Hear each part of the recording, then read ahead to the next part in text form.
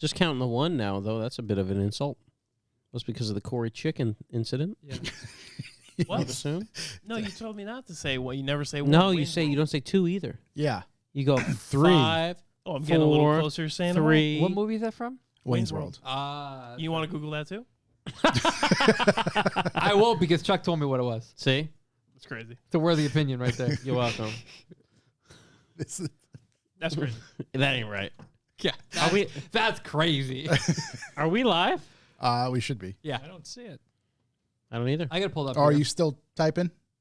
Are we live? You good? No, I mean. Oh, yeah, right there. Where do I find the link? I'm asking the same question, my man. Oh, there we go. So go to Revival Motoring, YouTube, and then it should be the top thing in the channel right now. Oh, there it is. Australia's already in the house. Oh, what's up, being flat? Oi! Tim Connors, what's going on? Wait, they're from Australia? Yeah, being flat is from Australia. Okay. Quite literally. Oh, boy. I don't know if this is an Australian term, but I said toss pot, and you said, what the fuck was that? Oh, my God. Yeah. What? I don't think you can say that on television. And we've been banned again. Immediately. Toss pot's not even bad. It Why means did you just DM him and he can sort it out for you then? Yeah. it means like a dumb person. Oh. It's a crabbing term. Oh, it's a crabbing turn. He's a big crabbing guy, Shook. Toss a pot. Texas E36 Garage, what's going on? Shouts, Nid buddy. Aesthetic up in here. Good to see you. It's good to see all you guys. Hope he's doing well. It's been, we're starting pretty early today, 7 o'clock. Yeah. I like the, if you Google it and you look at the dictionary, anyone who writes to us is a complete tosspot. Really? That's not what we call our fans and our listeners. Just our Australian fans. Yeah, just the Australian ones. Oh, I love the Australian fans. Yeah. Do we have more than one? No, I think he's the only one. Yeah. That's pretty strong, though. Thanks, He's far being flat. away. Yeah. He hit us with a good day to make us feel special, which I a love lot of as well. distance to cover. There's a lot of distance to cover. It's used, but not commonly. See, Oh, there it you goes. go. Well, we'll bring it back. Yeah. Yeah. we can bring it Where back. did you hear that, Shook? He was at the Yeah. Outback Steakhouse. He was- It's a really diverse crowd. In the he was eating a Melbourne. You're a bit of a drongo if you're using it often. Like, yeah, he said it's used but not common. Trongo, Yeah. I like that. I saw it on TV. Sam Joe, what up? he was 2 hands deep in a bloomin' onion or whatever they call theirs. It's trademarked. It is the bloomin' onion, Is that yeah. what it is? I used to be a big Outback fan. I've been staying away recently. Noah and I went a couple months ago when Corey was there with the rest of my family, and we just ignored each other. Didn't And by say each hi. other, I ignored them. I had no idea I knew he was coming. We but I just didn't put know- the straight pipe on the CRV to replace the cat that was stolen before Yeah. I owned it. And we got there, and I was like, they're deep into dinner. I'm not going to go bother them. Literally, there with both my sisters. Did you bother him when you left with a two-step? Yeah. Then I found out the next morning you'd went there. I was like, geez, come on. I was just so amped to get that bloomin' onion and learn about toss pots that I stayed there. Yeah, and crabbing. Also, my next favorite insult was I heard somebody get called a drill bit. It's like, you are a fucking That's not drill- it. That's not even a real fucking thing. It was hilarious. So he's like, dude, you're a fucking drill bit, and I lost it. Did someone call you that? No, Sounds like Okay. you were called a drill bit. That's- I heard someone call someone else a drill bit. definitely not me. though. A friend of guy. mine was called the drill bit. I don't know. Hey, being flat went to an Outback when it was in Orlando. Said it was good. That's a local opinion on how tight the Outback is. Local cuisine. A little local cuisine. I think that's more a commentary of Orlando. Yeah. No, Orlando's not good. They're like, oh, you know what the best restaurant in Orlando is? Exactly. We're there going you to go. Outback. Yeah. Just what's the highest rated I was gonna say, restaurant in Orlando? So- the Outback Steakhouse. That's nice. 5 stars 5 on stars Yelp. every single time. You went to Orlando to even call us? My G. That's not right. So close. That was probably like 5 years ago because Sure he's it not was. been I'm allowed sure out of it the was. country. Yeah, Oh, right. yeah, Our prayers are with you. yeah. I don't even know. Yeah, I don't know. No, I what's think going it's on over certain parts are tougher than others. there. Okay, I'd imagine so. Of Orlando? Yeah. Of Orlando, yeah. Certain parts of Orlando were freer than others. Oh, for sure. No, Gaslit was Australia, Stand your where ground. being Orlando was trash. I love it. Yeah. You get it. Oh my God. Yeah, there's Your literal spare parts, kangaroos in bud. Australia that could fucking beat me up for my lunch money. So. Oh, there's Dan. Double D. he sent me a photo of you and him embracing one another. He grabbed my ass. Yeah. Dude, like Yeah, a that sounds full- correct. Full Handful? chunk. Love Yeah, it. I was amazed he found so much meat. Like, I'm a small guy. That guy, handful he did. that guy works miracles. He's a He gropey does. fella. Yeah. He's a bit of a gropey fella. Yeah, Bit touchy. but great guy nonetheless. Love him. Love him. Shouts, buddy. All right. Yeah, We ready that's to how go? he expresses his love. Yeah, I think so. I think we're okay, right? Stream's up and Gavin running. house. Get that. Big shout. We turned the heat down. Yes, I did. What was the heat set at 200? 67. Oh wow. Oh, but it's trying to warm up the rest of the we building. were trying to just warm up this room earlier. Yeah, and he it, did it. it Yeah, we did. successful. We We're did good it. now. Yeah. Set at the equator. Equator heat, please. All right. Yeah, I think we're good. Yeah, let's roll. Let's get it rolling. going.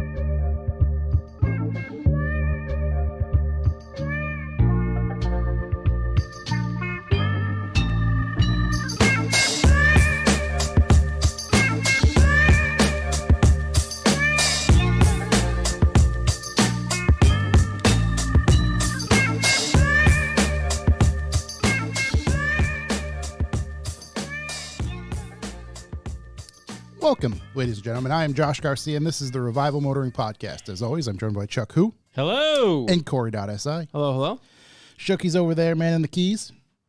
Oi, toss pots. And in studio, we have Mr. Tedward. Hey guys, good to be here. Tedward is a YouTuber, Instagrammer, car reviewer. Is that a good? Yeah.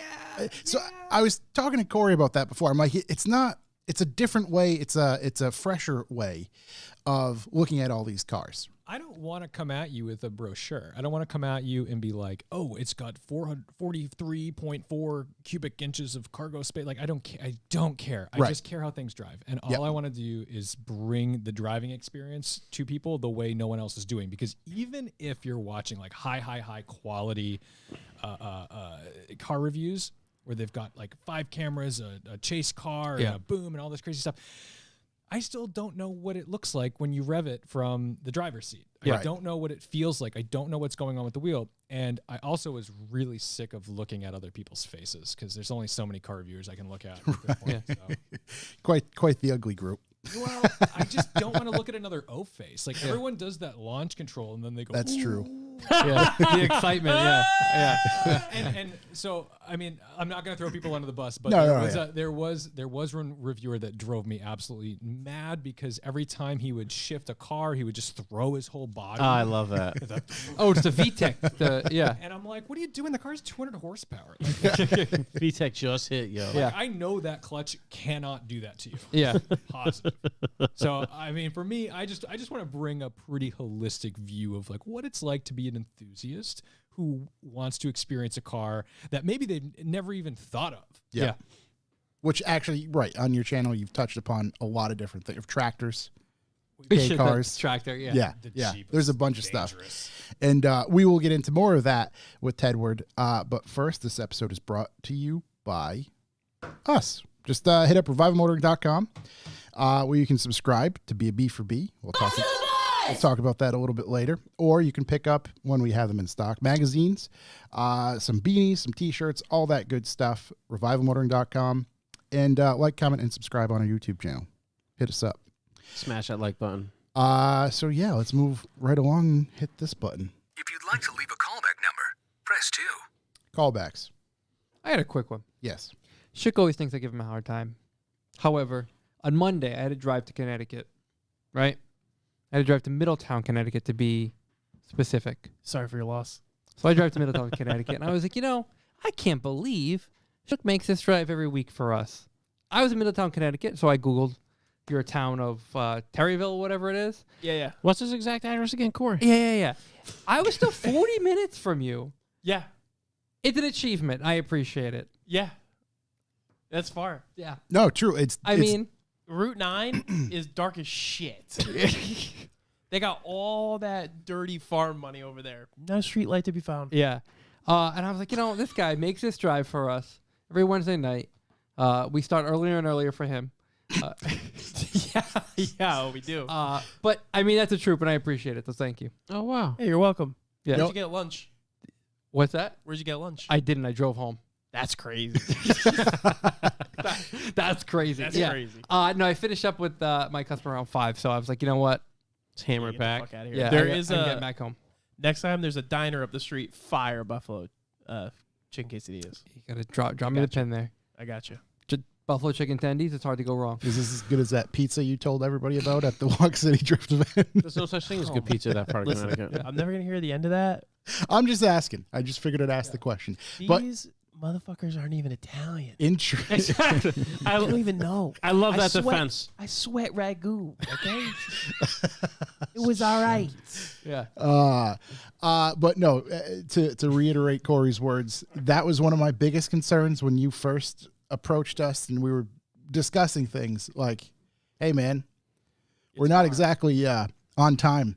So getting home at 1 o'clock in the morning could be a certain possibility, or the average time you get home every Wednesday. Yeah, it happens. I mean, it's okay though. Sometimes logistics don't line up, and like, yeah, I'm working from home and I drive 2 hours up just to be here. Right. That in fairness, you're here on a regular basis for work anyway. Yeah. Yeah, So I think the crabbing's better up this way. it might be. We are surrounded by. you bring your work. galoshes today. You're a big crabbing guy. Yeah. Shook's a big crab guy. Those big We rubber learned today. boots. So Raw These chicken. guys didn't know that crabs like chicken. Well, we didn't know that crabs like eating raw chicken, and then Corey Googled it because you told it to us. Immediately in front of Shook because he didn't believe him. But Disrespectful. it's good to know. And that's your revival Nautical fact. update. Crabbing Nautical minute. update. trust but verify. Yeah, there's nothing wrong with that. At least 2 sources. Matter of fact, we should Google it again. A wise man always tells me, trust but verify. Trust but yeah, verify. yeah. So I trusted, but I also had to verify. Yeah, I believe it. Yeah. That's a reasonable one. Right? For sure. I mean, yeah, because you think that doesn't happen in nature. There which you was a lot of discussed. silence when you first said it. Everyone was quiet. We all said in our heads, "No fucking way." Yeah, Exactly. it was like I Where's a literally crab told gonna find all a of you chicken? that I had just talked to all your dead relatives. Yeah, I might as well have said that. I would have believed that more. Because where's a crab going to find a chicken if we're Yeah. honest? Right? That's why they Crabs love are it. It's a crabs are delicacy. bastards though. They're just whatever you throw in there. I don't know. That's why they said it. Shook said you said when you verified that they like all meat. Yeah, it's true.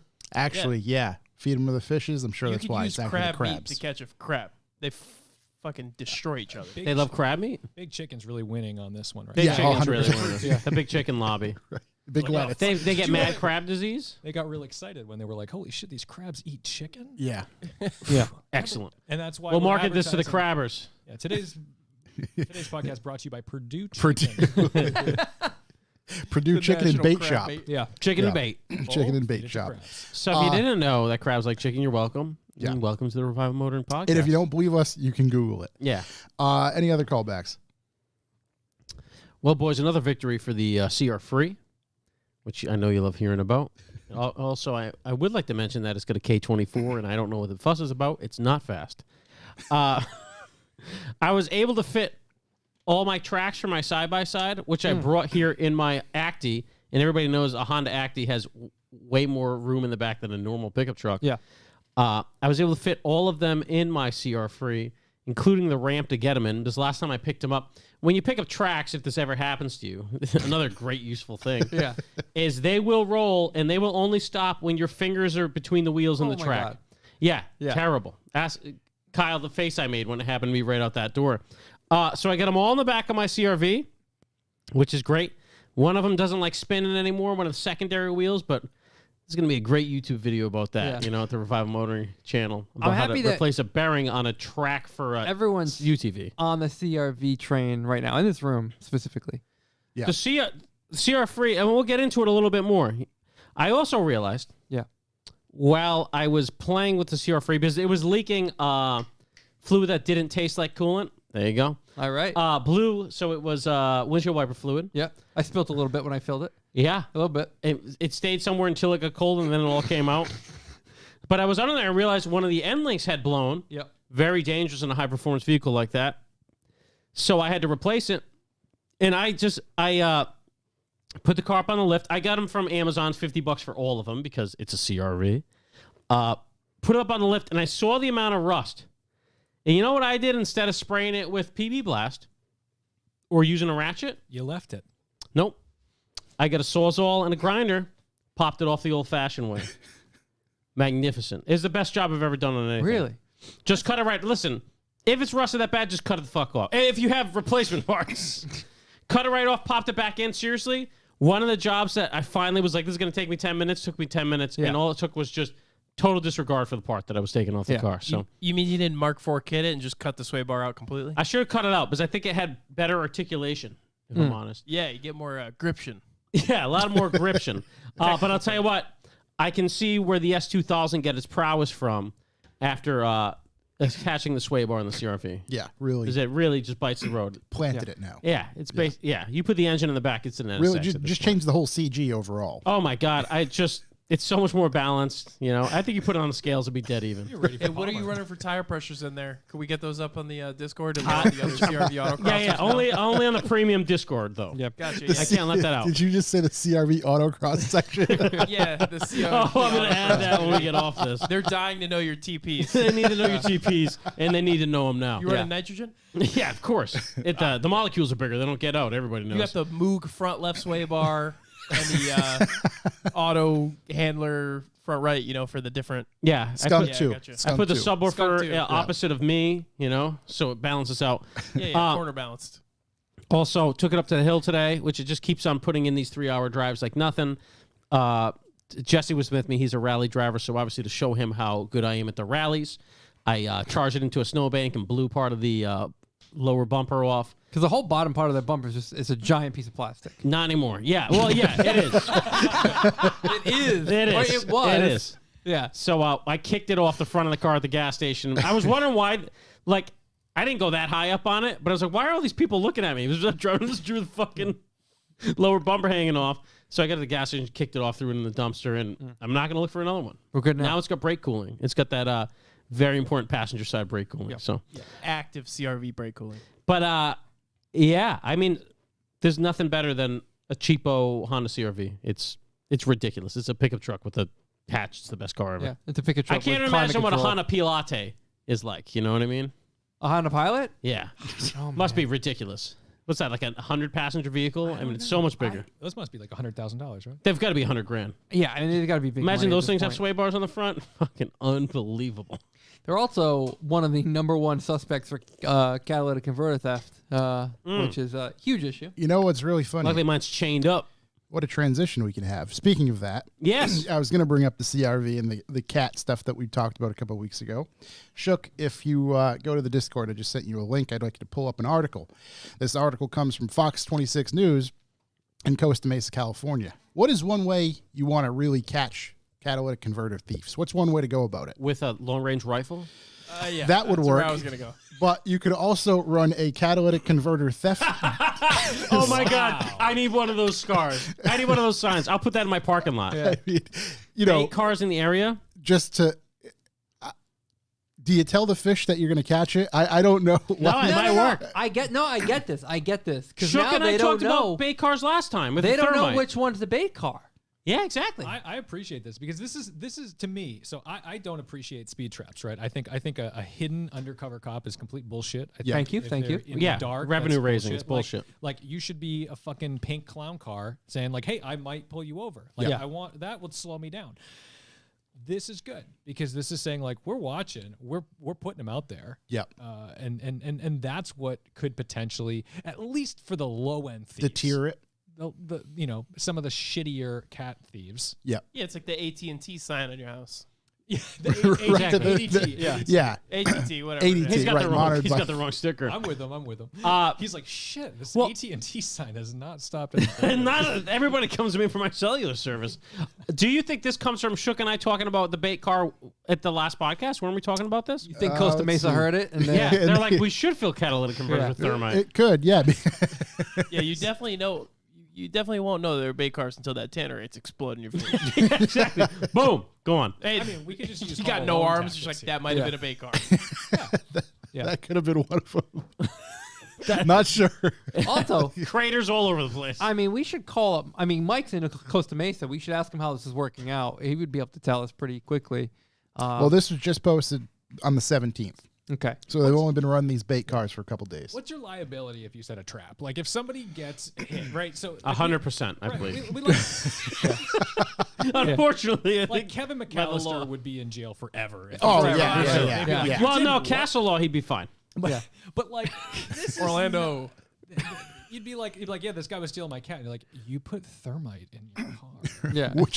Which raises the question: does anybody remember scorpion alarms?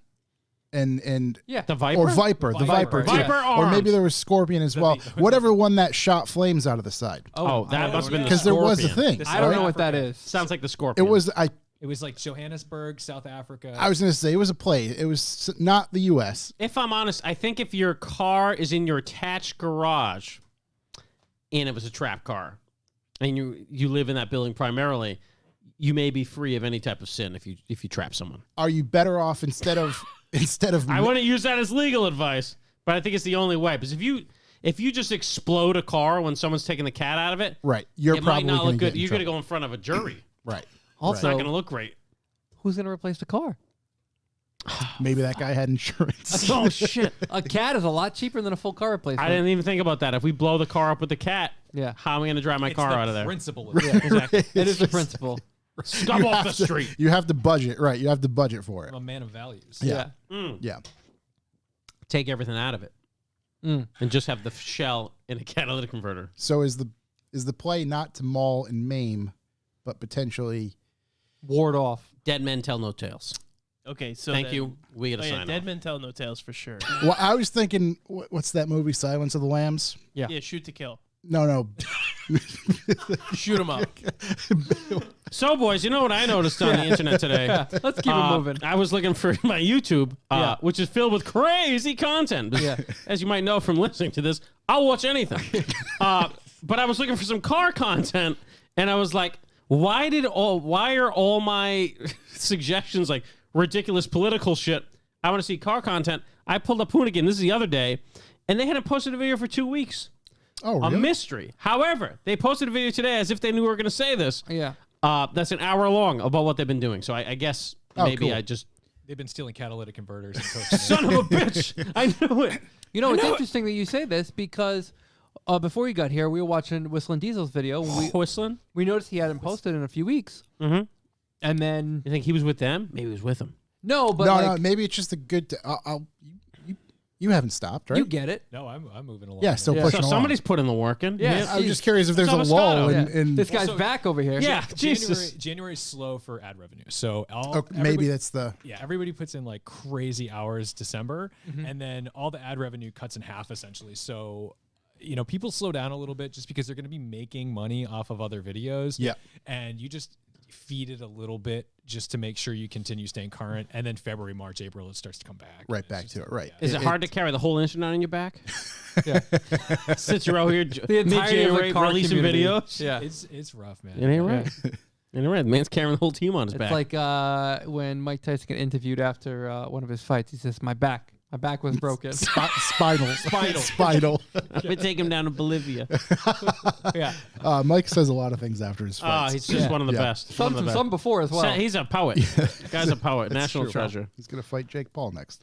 Well, I'm glad we got our first subject. What else the- you got over there? The only thing I have otherwise is, one plays into one of my newses, so I'm not going to get into that. But however, I'm on this BMW X7 thing. You Remember when they first came out, we're like, these girls are crazy. They look terrible. You see them on the roads now, you're like, okay. X7 is kind of a hot car. I had one Yeah, it is. as a press car. And Yeah. It was an M50i. Like, this thing moved. Those I things are was- sick. I could not believe. The only thing, though, is somehow the Germans have still not figured out the Range Rover secret, okay? Like, Range Rovers are incredibly good at being really plush and also tactile. Like, you don't ever get in a Range Rover Sport and think, like, where's the car? And this still doesn't happen with the Mercedes, like the GLS or the X7, where these cars, they might be incredibly fast, but then they're kind of stiff. You're like, where's the comfort? There's this weird thing that Range Rover has that no one else has figured out. Yeah. And I think that's why they still exist, because like nobody wants to actually own a Range Rover in terms of No. like I'm putting money into You this. want to Right. lease one. You want to lease? You don't even want to lease one because you just You'll never drive it. You you'll drive be a in loaner. Yeah, you're in a loaner all the time. The GLS was such a bad car. My mom had a GLS. It was just but she had it before the X7 came out. It was terrible. Didn't even like the Maybach, the GLS 600. I was like, I would have a Range Rover Sport It's a bad for chassis. a quarter of the money. Yeah. Well, there you go. Did you make it dance? I did. It's just you have to do it. Yeah. Like it's like a shameful thing. Yeah. You're like, all right, idiots, here we go. We know what people are going to click on. It's I brutal. want to see it. I'm embarrassed for everyone who has to post that video, but I didn't even know what you're referring to. What happened? So the GLS, Oh, boy. it's got this like Shook. Trick hit us. My Just- Bach dancing. what does Toyota call it? They call it like crawl mode or something like that, where like you get out of the sand. Yeah, on like a Land Cruiser or whatever. Oh, that looks cool though. Yeah, and it bounces. It's like a significant bounce. Get the fuck out of here. Yeah. That's terrible.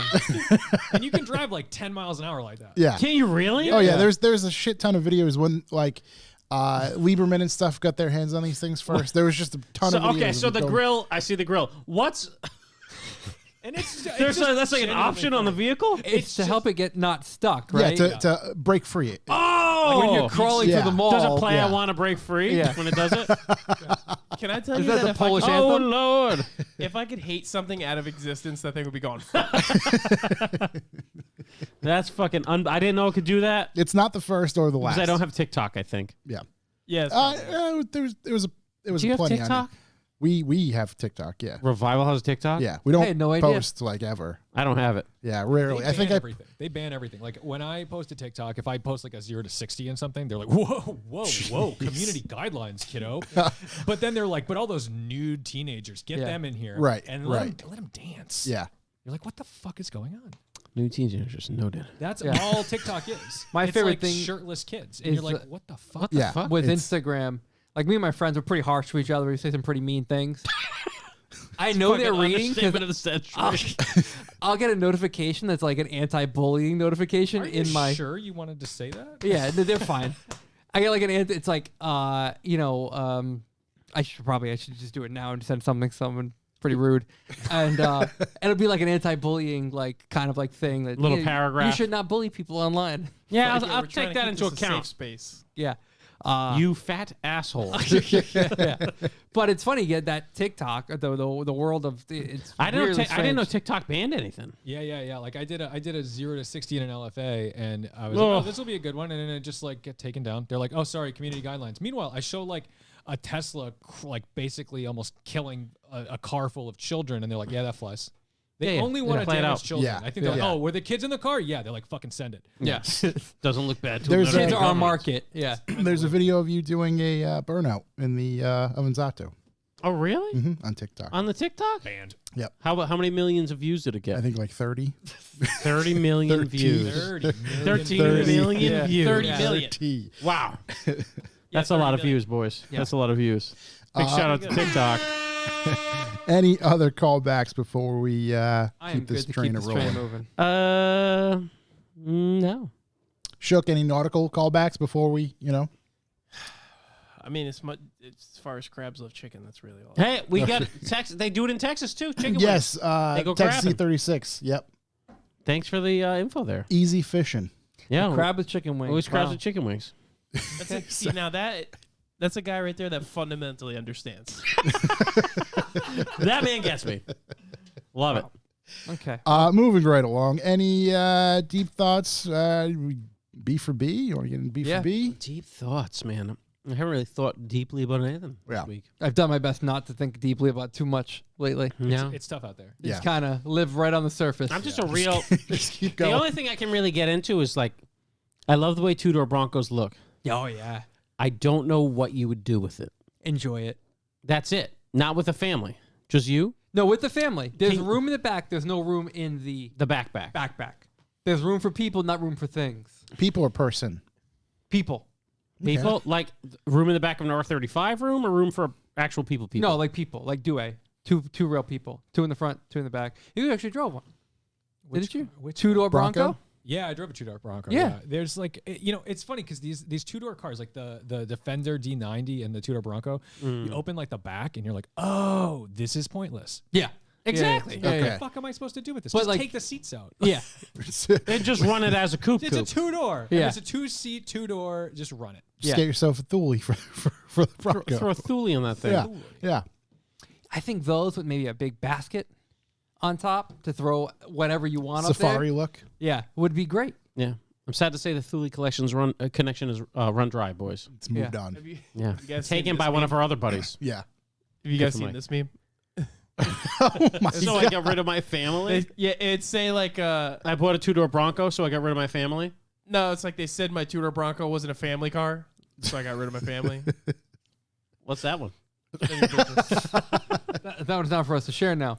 So if your purpose is to only ever move people and never even a single bag of groceries, 2-door Bronco. Right, but if you're a 2-man crew, you Yeah. can put the seats down. yeah, Full flattish, I'm sure. What's crazy when you open the barn door, like the Defender D90 is the worst with this because you just have this flat, like there's really no space. You would have to like stack things, and then if you open the door, it all falls out. Mm-hmm. Like Right, so it's truly just It's a flex. It's a Park City flex. I saw him out there. It's a big flex. yeah.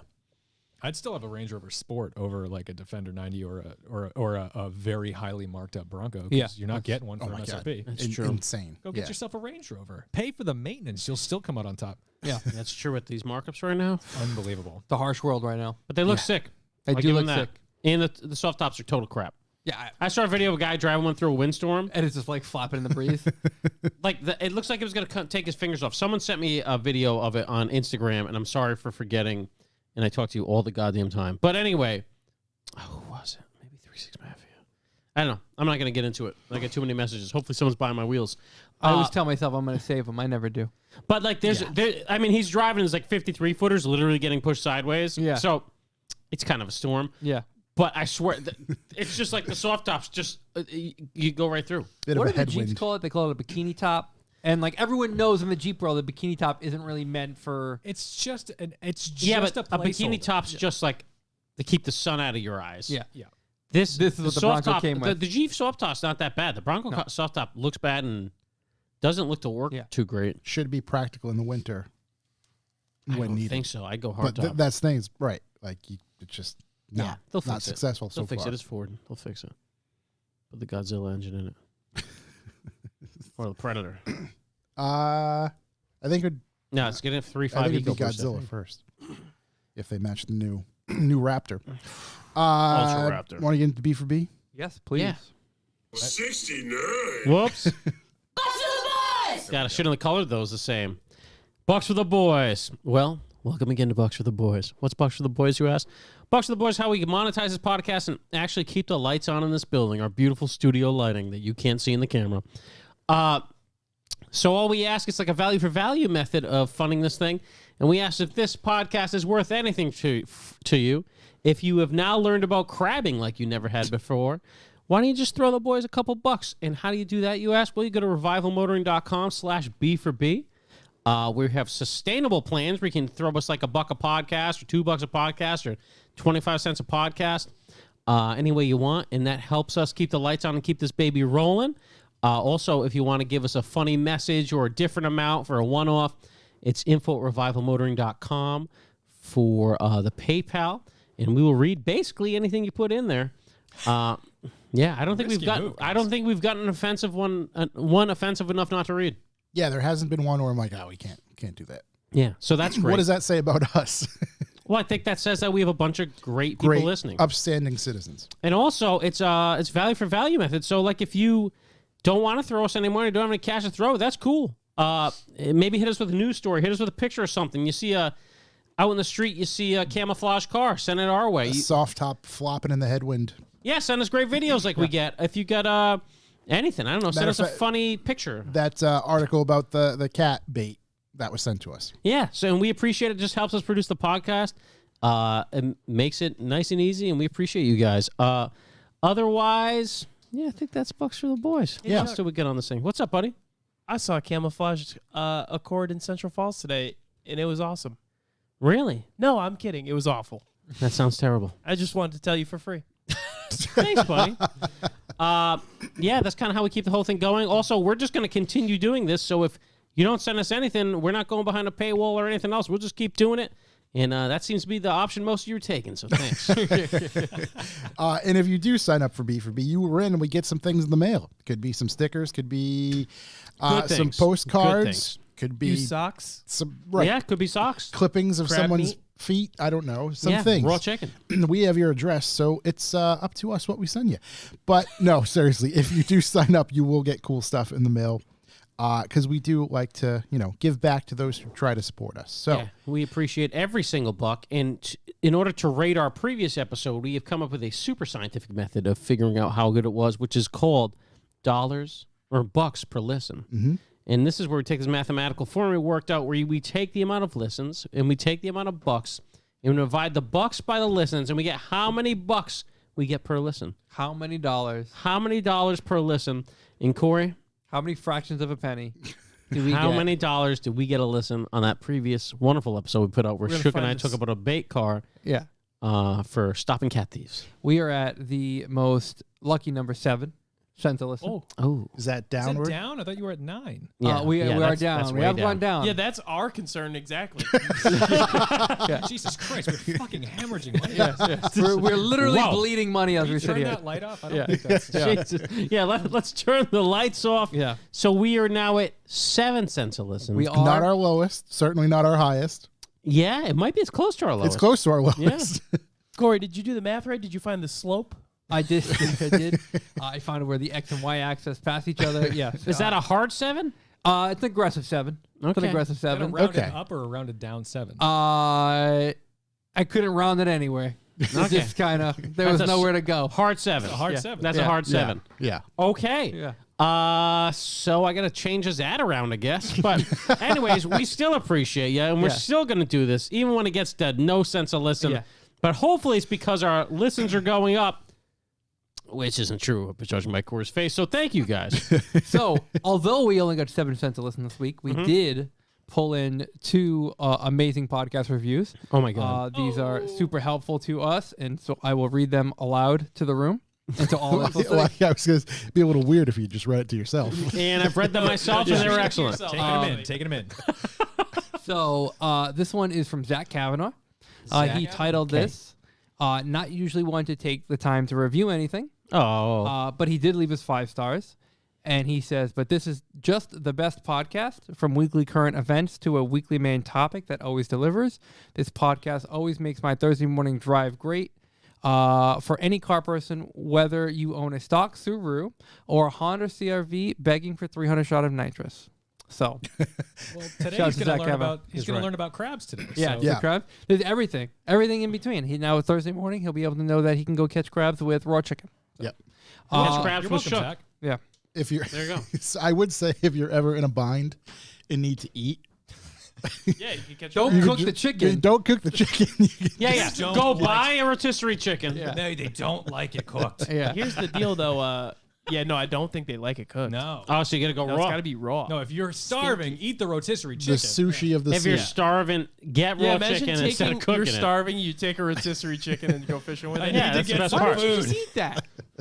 Yeah. But I love crab so much. that's the. I want a crab salad. We got this chicken, but I'm really craving seafood. How can I turn this chicken Surf and into surf, baby. seafood? I don't think that guy's listening to the same podcast, though, because we don't really like Subarus. I think he's saying it'll cover everybody. Yeah. Everybody. Anything in kidding. between. Maybe he's sarcastic. I'm Yeah. kidding. I'm sure he's here. Sarcastic. No, we don't. We don't like Subarus. I mean, that's Yeah. pretty obvious. We have one other that came from West Beach Willie. West Beach West Beach Willie. Willie. He says, this is actually great because he left this review on 1/8/2022. Love So, it. Okay.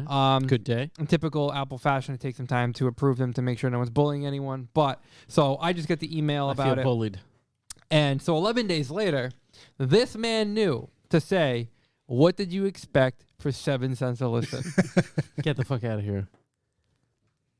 He said, "What do you expect for 7 cents a listen?" Yeah. Jesus. Nailed So, it. But unbelievable. it is 5 stars. And he says, if you're after the latest automotive news and views delivered in a concise and considered manner, oh boy, have you come to the wrong place.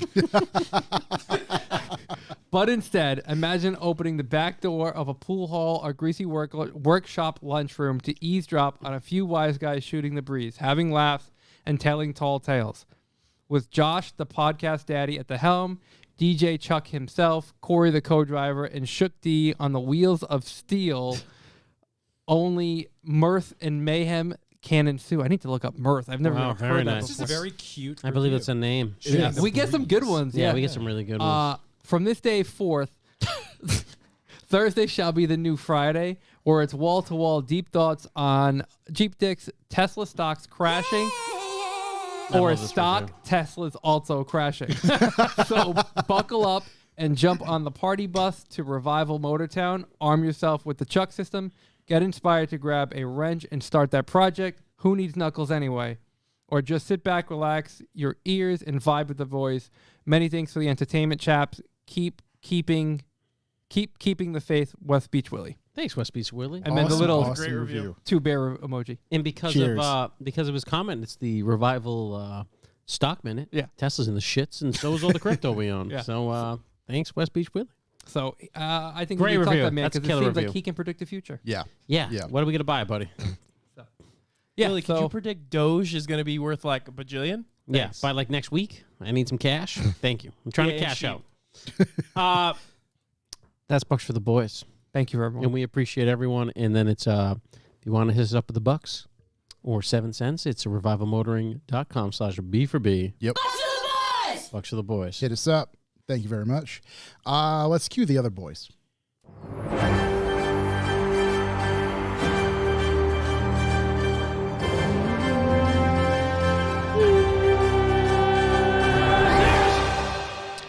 News.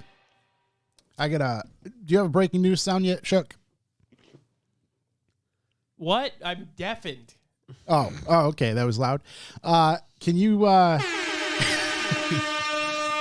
you know how you yelled Bucks for the boys? Can you yell me a breaking news? You want me to just scream breaking news? Yeah. Yes, give please. it a go. Let's see what you Put can. some flavor on Yeah, it. let's see what you can come really up with. Dress her up. Did you just snort? Think like Jenny Slate. Yeah. Give me something really nice over there, all right? You just wanted me to scream it. No, just Yeah, do what you yeah. got to do. We need a breaking news sound. Yeah.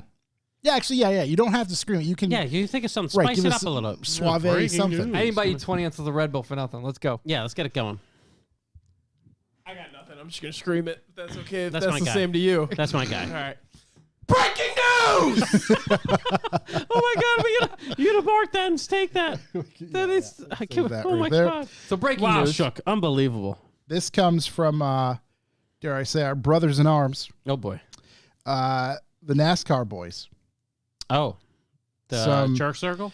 Circle Jerks. Yeah. From Kyle in particular. I was sent. Let's see. Where is this? There's a lot of text today. There's a lot going on I there. was just sent this message today at 2:06 p.m. You heard it here first.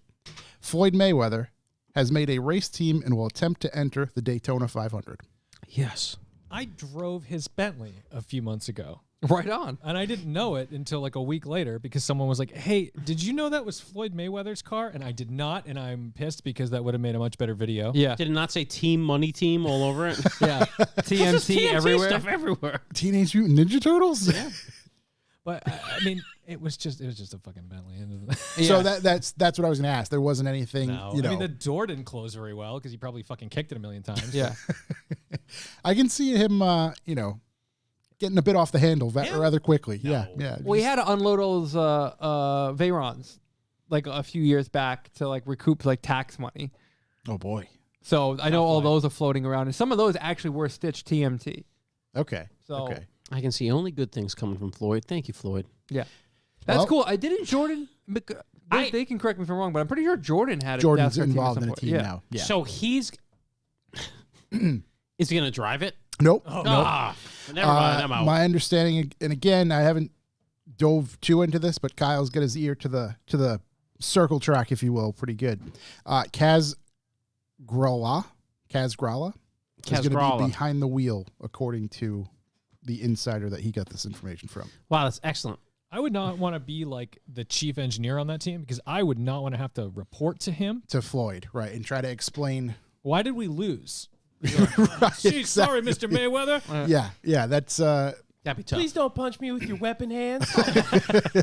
So Kaz he's 23 years old. He's from Boston. he's from Massachusetts. Boston. Wow. Matter of fact, he my understanding is that he cut his teeth at F1 Boston, and I'm not even joking. Seriously? Yeah, Really? yeah, and just has kind That's of where I cut my teeth. worked his way.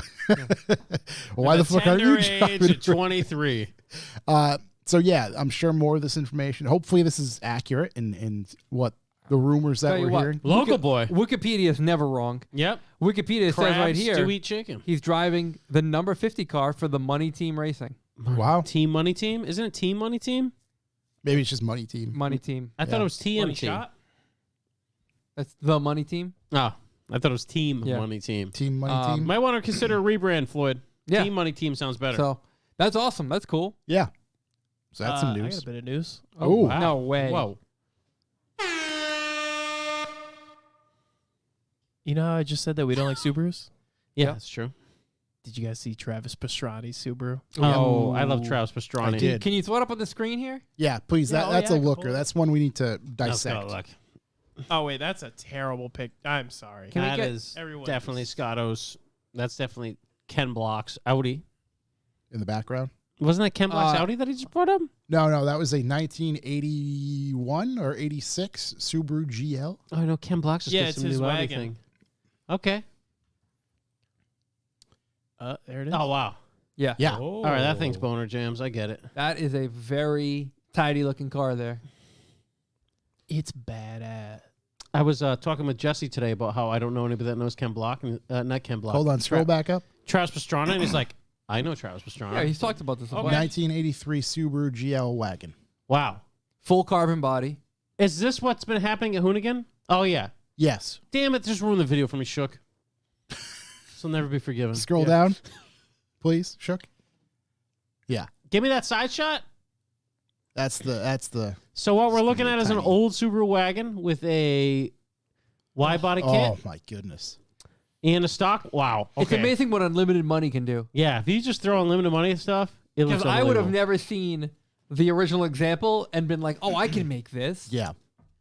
I wouldn't see the original example and be like, oh, I can make that cool with unlimited money. I saw the Instagram post and even the Kaiser was like, wow.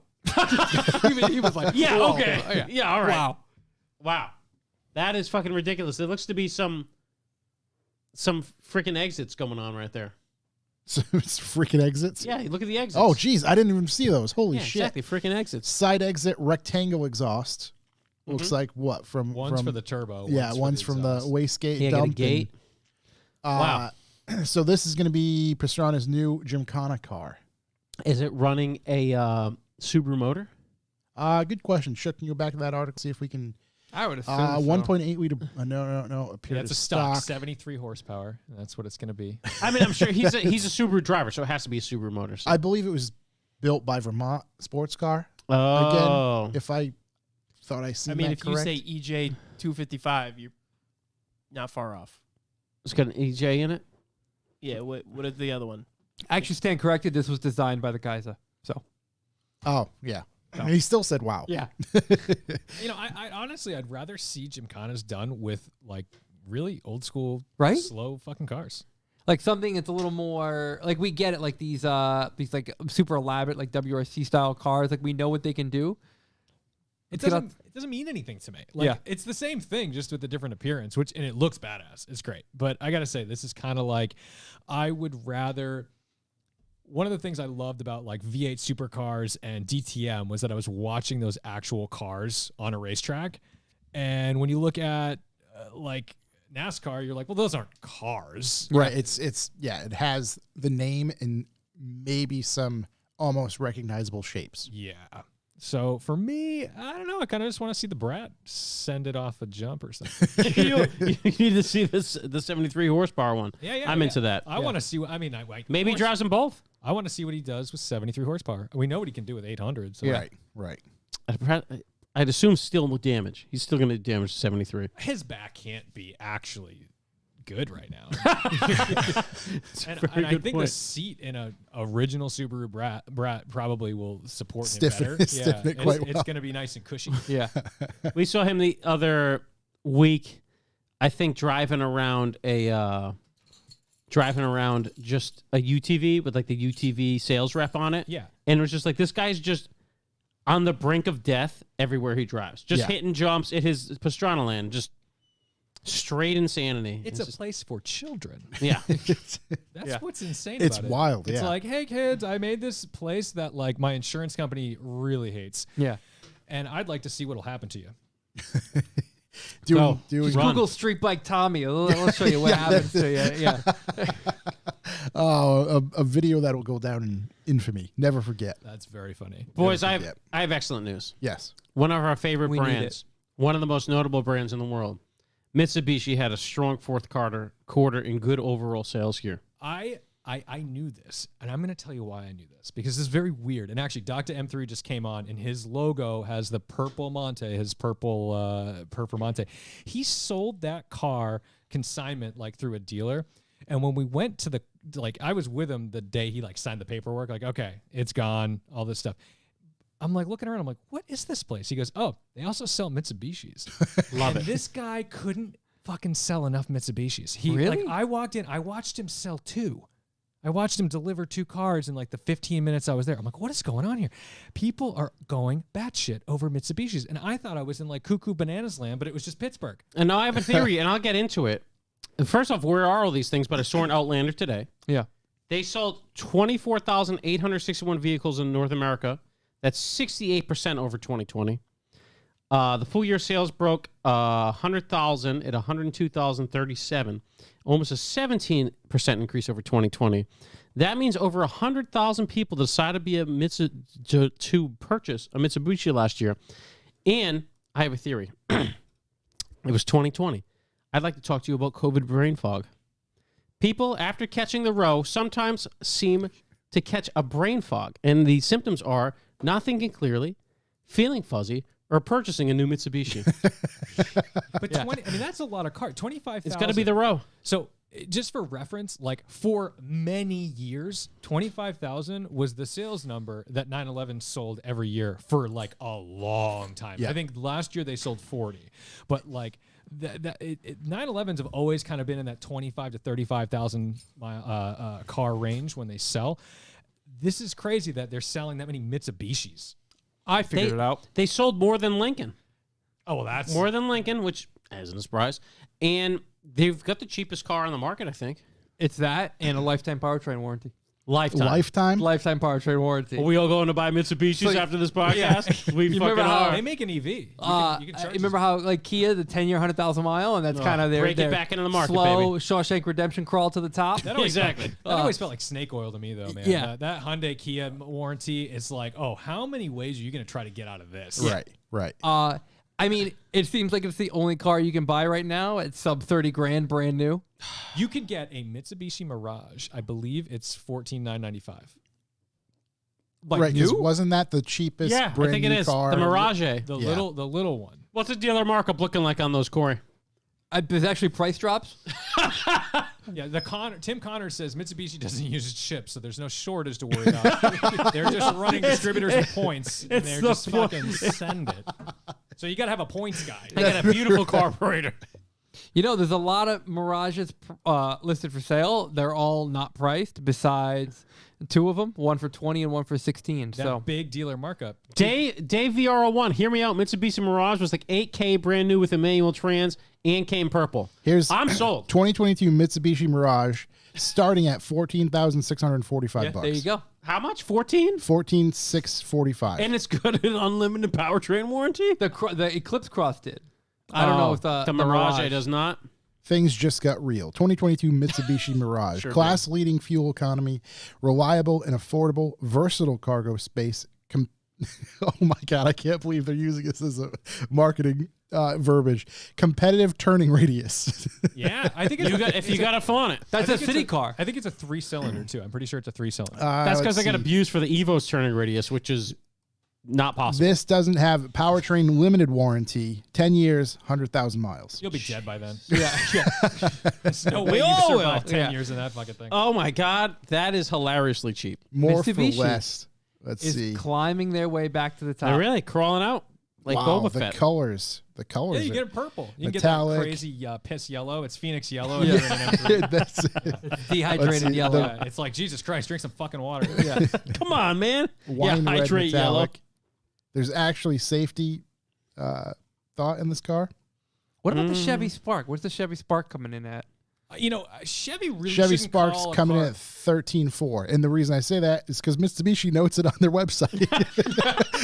You know, so I Got the rented competitor up here. I rented a Chevy Spark in Aruba, And it was like the perfect, there are no rules for me car. It's like, I can It's do like it bike lane. I think you not a figured problem. out what the Jeep thing is. yeah. That is what a Jeep thing is. Like, I don't follow society's rules. Yeah, I do whatever I want.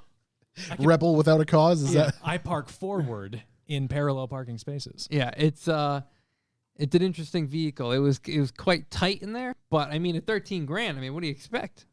Yeah, I mean, Grubby's got one, which is basically all we need to know. A Mirage? Grubby's got an Outlander, Oh, an Outlander. Okay, XLS 08. He loves it. there you go. Excellent daily. That's from an actual user, reliable source. We get a user in the room. If I pulled up to pick up a date in a Mitsubishi, and it was new, You Yeah. win. and they were like, "You chose this." You are correct. Like, do I have to explain, or do they no, just not? you know what you do? You get your monthly statement. You're like, look at the payment on this fucking thing. We're going wherever the fuck you want. Yeah. Any type of dinner. Guap Whatever being you extra like. doesn't matter. You Yeah. trying to go to Red Lobster? What are we trying to do? Oh, man. boy. I just pulled up the. Yes, you were correct. 3 cylinders across the board, all trims Love it. for the don't- Mirage. There are so many important things that should be in my brain, and this is what's there instead. Yeah, you got to have that 3-cylinder knowledge. I think it's Whopping 70 something horsepower. 76 horsepower at 6,000 Same as the RPMs. old Subaru wagon before You they get it in a manual. souped her up. 74 foot-pounds of torque. And you can get Hydrate immediately yellow. Yeah. There's a 30-year difference between that GL wagon Yeah. and So this imagine the technology this car has. LEDs. 40-year, right? Yeah, 40? the new one has fog lights, I think. Yeah, Am I right? Fuck me. yeah, you are, because that was again one of the things that they're toting with the trims. I think that was the LE trim. Wait, was there Android Auto and Apple CarPlay? Because Yep. I'm sold. Yeah, you can. Yeah, It's wired it's for an fun. upgrade. Wired for fun and adventure. Is it wired for fun? Yep. Oh, I love that. Turn heads and corners. Grubby says the back seat folds down, bro. Don't worry, you're not getting laid in a Mitsubishi Yeah. Mirage.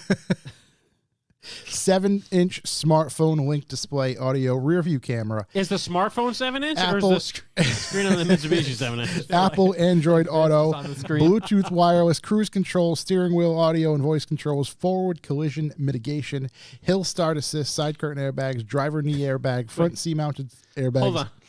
Can Bucks for the Boys get us one of these?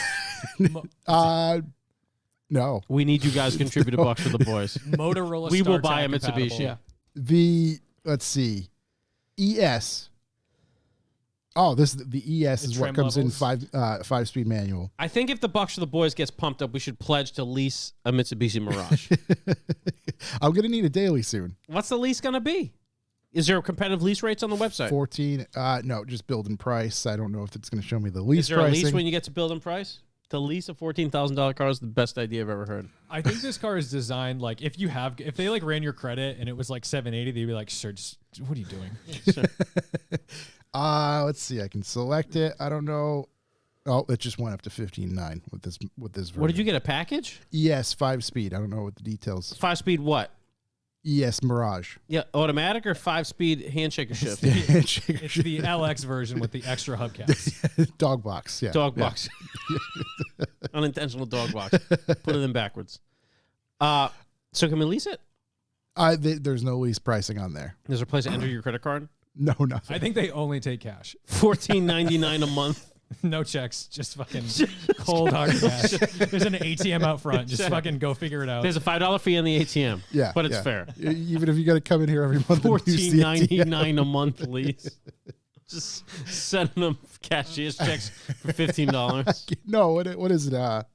You get them at the convenience store. Oh, my Money order.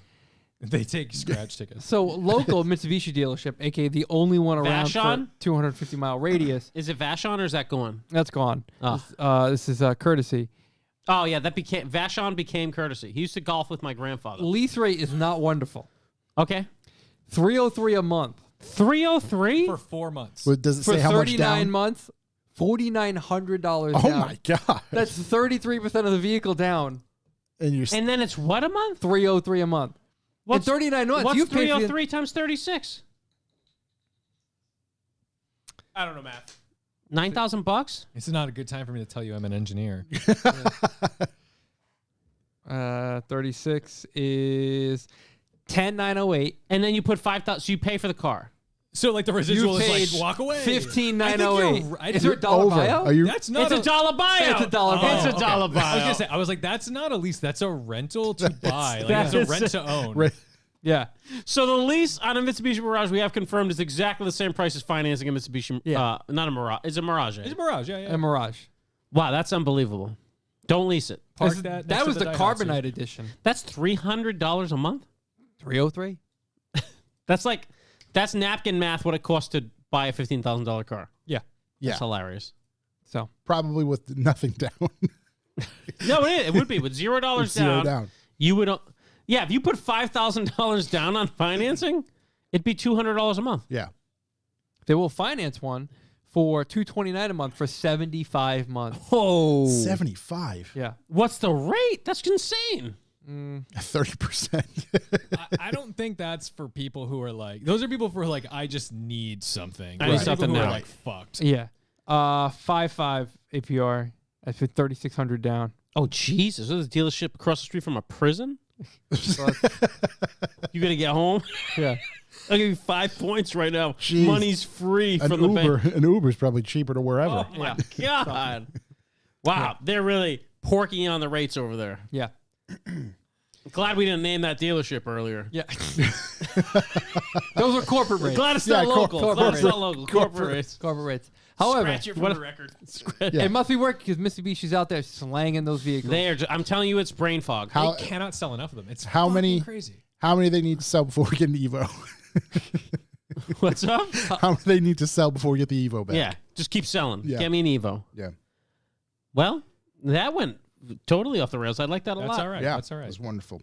Let's see what else for news. Oh, yeah, I guess it's news. Mkbhd, where Corey and I were talking about how much, basically, we think Mkbhd is probably I'd say, GOAT of YouTube. Of me. YouTube? Yeah, we were me. talking about of that. like content creation. For me, he's the MVP. Sorry, Chris. I don't think so. But You don't I think so? appreciate. He's not for, dead, is he? For tech, Oh, no. For tech, it's fine. It's, I mean, there's like, you can't beat it. All right. It's difficult too. Well, the good Too thing bad we is, didn't get to finish that video we were watching earlier because it's beat what one? on my PSL. Oh. Recording equipment. For me, as far as like quality of content output, and then as far as consistency and like all that stuff that he kind of wraps up into a pretty little bow, it's like perfect for me. And- tech space, I think, is excellent. Yeah. Little cherry on top. Recently called out Tesla on not delivering on his Roadster promises. I enjoy that. They just backed it up, right? Especially when he gets, is given these things to review a lot of times pre-production. Right. So it's a He's had like videos with Elon. right. So it's a good. That's good. That's The a nice man's little got some call out. backbone. I And guess. it's, I just feel like also no shit. oh yeah. It's obvious. I'm not look. I've driven a bunch of Teslas. They're fine. They're good to drive. They do what they say they're gonna do when you have them in your hands, but not when they're trying to charge you for full self-driving and all this other bullshit. There's so much other crap. And I have a lot of, I don't know, I just have a lot of issue with that because there's no other car company that sells you something that they don't give you when you buy it. Right. Right? Or tries to take it away. Well, they've tried, right? BMW tried with Android Auto. Oh, yeah. Toyota did. Toyota tried But with then the they key realized fob. it's a terrible idea. Yeah. So I don't know. It's good. It's good that people are starting to call him on that. Right, because I think in his video, which I watched earlier, was 5 years ago. And remember, a For the Tesla Roadster, this is not a $100 reservation fee. People Right. paid $250,000. Yeah. I have friends who literally have $250,000 sitting on a Just Roadster sitting. right now. That's wild. Yep. Right, with zero info, I'm sure, Correct. right? Other than what they hear in the Maybe media. a cute email once in a while that says, thank you. Yeah, thanks for sticking with us. Yeah. Well, MKBHD calls him out, and he calls other tech companies out too in that video. But it is a good, it's just, hey, you said all these things about 5 years ago. Let's knock it out here. What's happening? speaking That of sucks. Tesla news, in great Tesla news, Great Tesla news. Tesla Cybertruck's baby brother is coming in a few weeks. Oh God! So a Tesla Cybertruck. Because there are Cybertrucks all over the place right now, so it's time for the big. I was brother going to to say come they need to start the next Show us the project. English pen. Take So- deposits. In the next few weeks, we're going to see a new version of the Cybertruck unveiled. Hold up. Is it a new version or New is it a version. smaller? I think we all understand that this is just a fucking Ponzi scheme, right? Yeah. Correct. Yes, Yeah. And that's For sure. It. You know what it is? it's coming out. I swear to God. It's oh my God! Did you see what those other truck companies are doing, like the Maverick and all the other stuff? Keyword Maverick. There's a market that we have untapped. Yeah. Whip something up in Photoshop. So that's what in the is next happening. few weeks, we're going to see actually 2 new versions of Cybertruck. One that's going to be 15 to 20% smaller than the original concept we saw in 2019, and then one that's going to be relative to the Maverick size that we're seeing today. So this 15% smaller one is gonna be the Cybertruck. Is going to be the Cybertruck, and then there'll be a smaller version, the size of a Maverick. Don't pickup truck guys want the biggest one though? Now let me tell you. No. Truck guys want little baby hybrid trucks. Little That's tiny the trucks? yeah, little tiny trucks. They all want Love little Now, tiny trucks. I will tell you, I hated on the Cybertruck a lot. However, as soon as there's one that comes out the size of Don't a you Maverick, dare. Don't you dare. my $100 is going right to Elon What? for getting a baby Cybertruck. You're Think gonna how get cute it baby would be. Cybertruck? Think of how cute it would be. Shark, I just sent you a link This little in tiny Discord. thing, electric, looking like a shoebox rolling down the road. I don't know. Looking like my 5-year-old nephew drew it. Serious work's gonna happen. Oh, serious work doesn't happen in any pickup trucks. No. They happen in It's just- CRVs. Yeah. It's just a live view of Corey and his. There it is. There's the That's the Cybertruck. new Yeah, there I am. There's Wow. me driving it around. I like you can that. you can see the Model X inspired doors. Yeah, it looks correct via the door support. That looks like Fucking bamboo. It's not even a 2x4. it It's looks like that a bay it's would like a cut a hot 2x2. dog. It looks like that bay would cut a hot dog if it came Oh, down. on it. 100% cutting hot dogs. That's cutting anything you put in there. Wow. I look good. See, it's self-driving, but they put that comforting driver thing in there, so that way you feel like, oh, good, there's someone here to keep me safe. You know what? Familiarity. I like that the headlights are the first thing to make impact in an accident. Full lights out. It's really cushion you. I like that they replaced like, the headlights spinning with around the nothing dark. at all yeah. up top. Is that a hose reel on the roof? What is that? What are we looking at? This Oh, is this is the- a taxi from Total Total Recall. Recall, That's so good. Oh my God. That's beautiful. Can we buy that prop car? You could buy that before you could buy a Cybertruck, I would wager. No, you ain't wrong. Not only you could It's a request to build Volkswagen one. bug engine. Oh, air cooled, so we're familiar. Yeah, look, you can tell by the exhaust. I can tell by the pixels. Dead reliable. Yeah. Sure, just replace everything. Yeah, so I mean, don't worry because it'll be worth the wait. It's happening. Yeah, it's gonna be real. worth the wait for sure. It's gonna happen. Well, Corey, what do you I'm glad you're think? excited. I like that this has now come back into our lives. Can they look at like everyone else making hatchbacks and make a Tesla hatchback then? Dude, a Tesla hatchback would murder. I know. They said It that would be like awesome. 2 years ago. yeah, remember, I it know. was only gonna be well, for it the takes a European- little while for them to make things. It was only going to be for the European market. It would be awesome. But until then, Cybertruck it is. They just need to do a model. Like they're so far behind on the what's going to be next for like the Model S. Like the Model S has been out for a very, very long time. Right. What they need to do is they need to make a shooting brake. So they need to make like a wagon Model S, Yeah. and then just leave everything the same, and people will forget that it's the same car from like 2013. Yeah. Yeah. Just let it ride. It's a very they could sell those and they would fly. They would would go absolutely crazy. fly. Yeah, because there is what is it? The Porsche, the Taycan Gran Turismo thing? Yeah, Gran Turismo Sport. Yeah. I think That that, thing? just came out. Sharp looking car. It's a Larry sexy Casilla car. just bought one in this like Super sharp. ultra blue. Handsome. Ultra blue. And it's a really cool looking car. So I mean if Tesla puts something out like that, right on. Oh, Big Ian's in the room. Shout to Big Ian. What So happens Tesla's first? here. The world ends or Tesla? What's this thing going to be called? The Cybertruck. The Mini, Cybertruck Mini? It's gonna be 2 different sizes. It's going to be called the Teeny Weeny Cybertruck. So it's like The little Cybertruck. iPhone, Yeah. iPhone Max, Yeah. iPhone Pro. iPhone Max Pro. I get it now. Yeah. Then there's going to be a cheaper version of the Cybertruck. Yeah. There we go. And that's the one. The difference is when Apple releases a product, I can buy it the next day. It comes out, right. Yeah. Exactly. It eventually comes out. I can order it as they're telling me about it.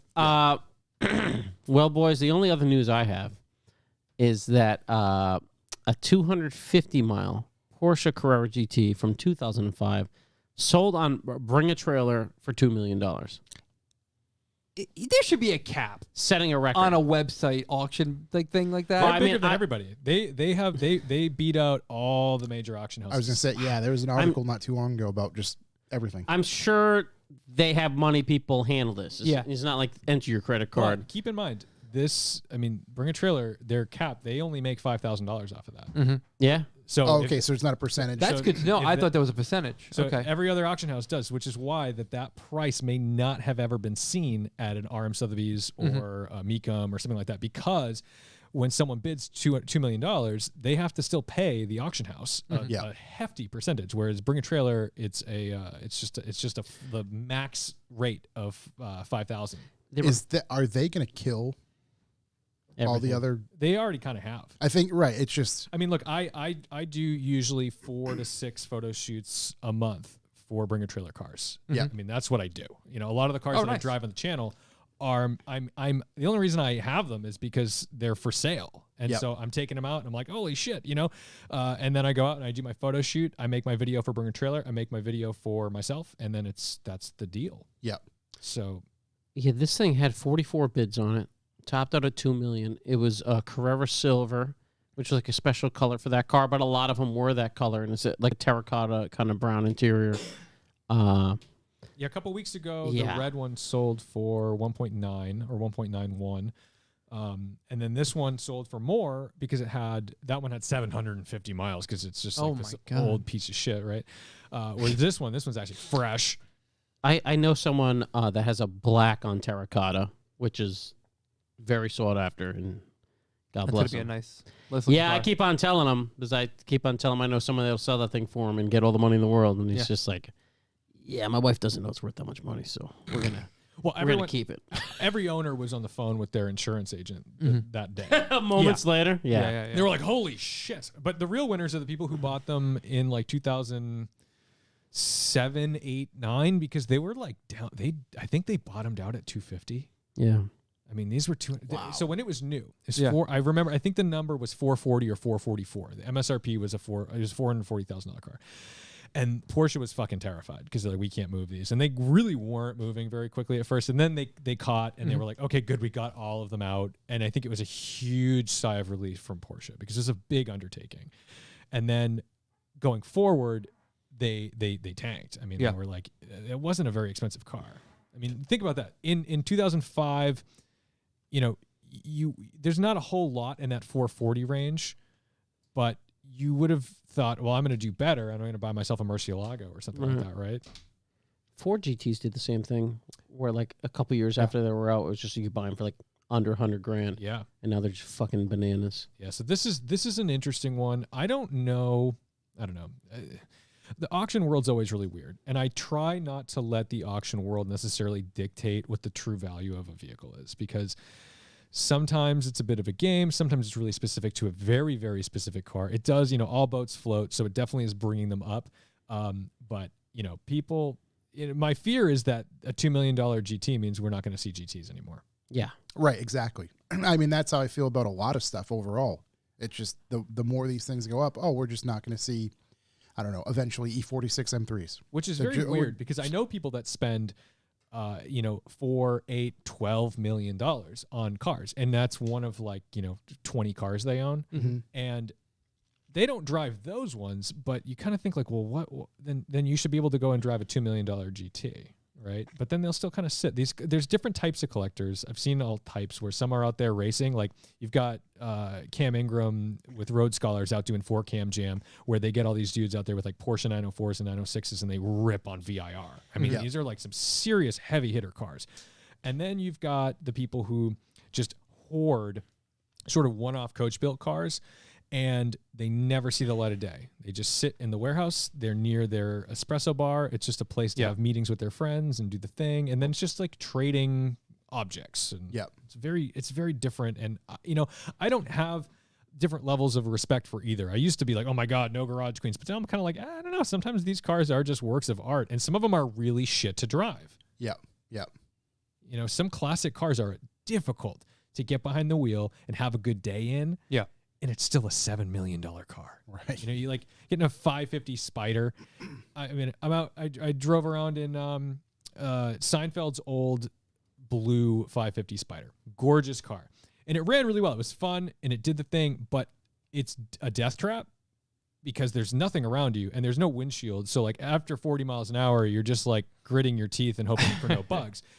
So you got to be in like full regalia when you when you dress for these cars. As they something like that, to what you're saying, like, okay, I can understand why it needs to live in a collection and live. I mean, and that car raced. I mean, that particular car I think did like 2 Le Mans. Like it's nuts. You know, and so sometimes you see these cars and you're just like, no, put it away. Yeah. We were in a collection, this guy, private Porsche collector or Porsche private collection on Instagram. He has the only street legal 935 in existence. And it was built specifically for the guy who owned Tag or Oira or something like that. The PTSRS is going to kill me if he's listening to this because he's like, you don't know the guy's name? Whatever. But either way, you know, it's the only one. So he gets to kind of name his price on what this is. And also, you can't go drive that around. You chip the windshield on that thing. Like, that's the original windshield. Yeah. You know? Yeah, there are, certain. What I get annoyed with is cars that are mass produced and then people get that mindset. What's interesting, though, is then we always eventually appreciate it later on because I drove a 1990 Ford Escort with like 12,000 miles on it. And that was the coolest fucking thing I'd ever seen. Like, who does this? And that's the thing. You're like driving this car. It's like I'm driving a brand new 1990 Ford Escort. Every other one is part of nature now. Yeah. They Right. disintegrated. Right.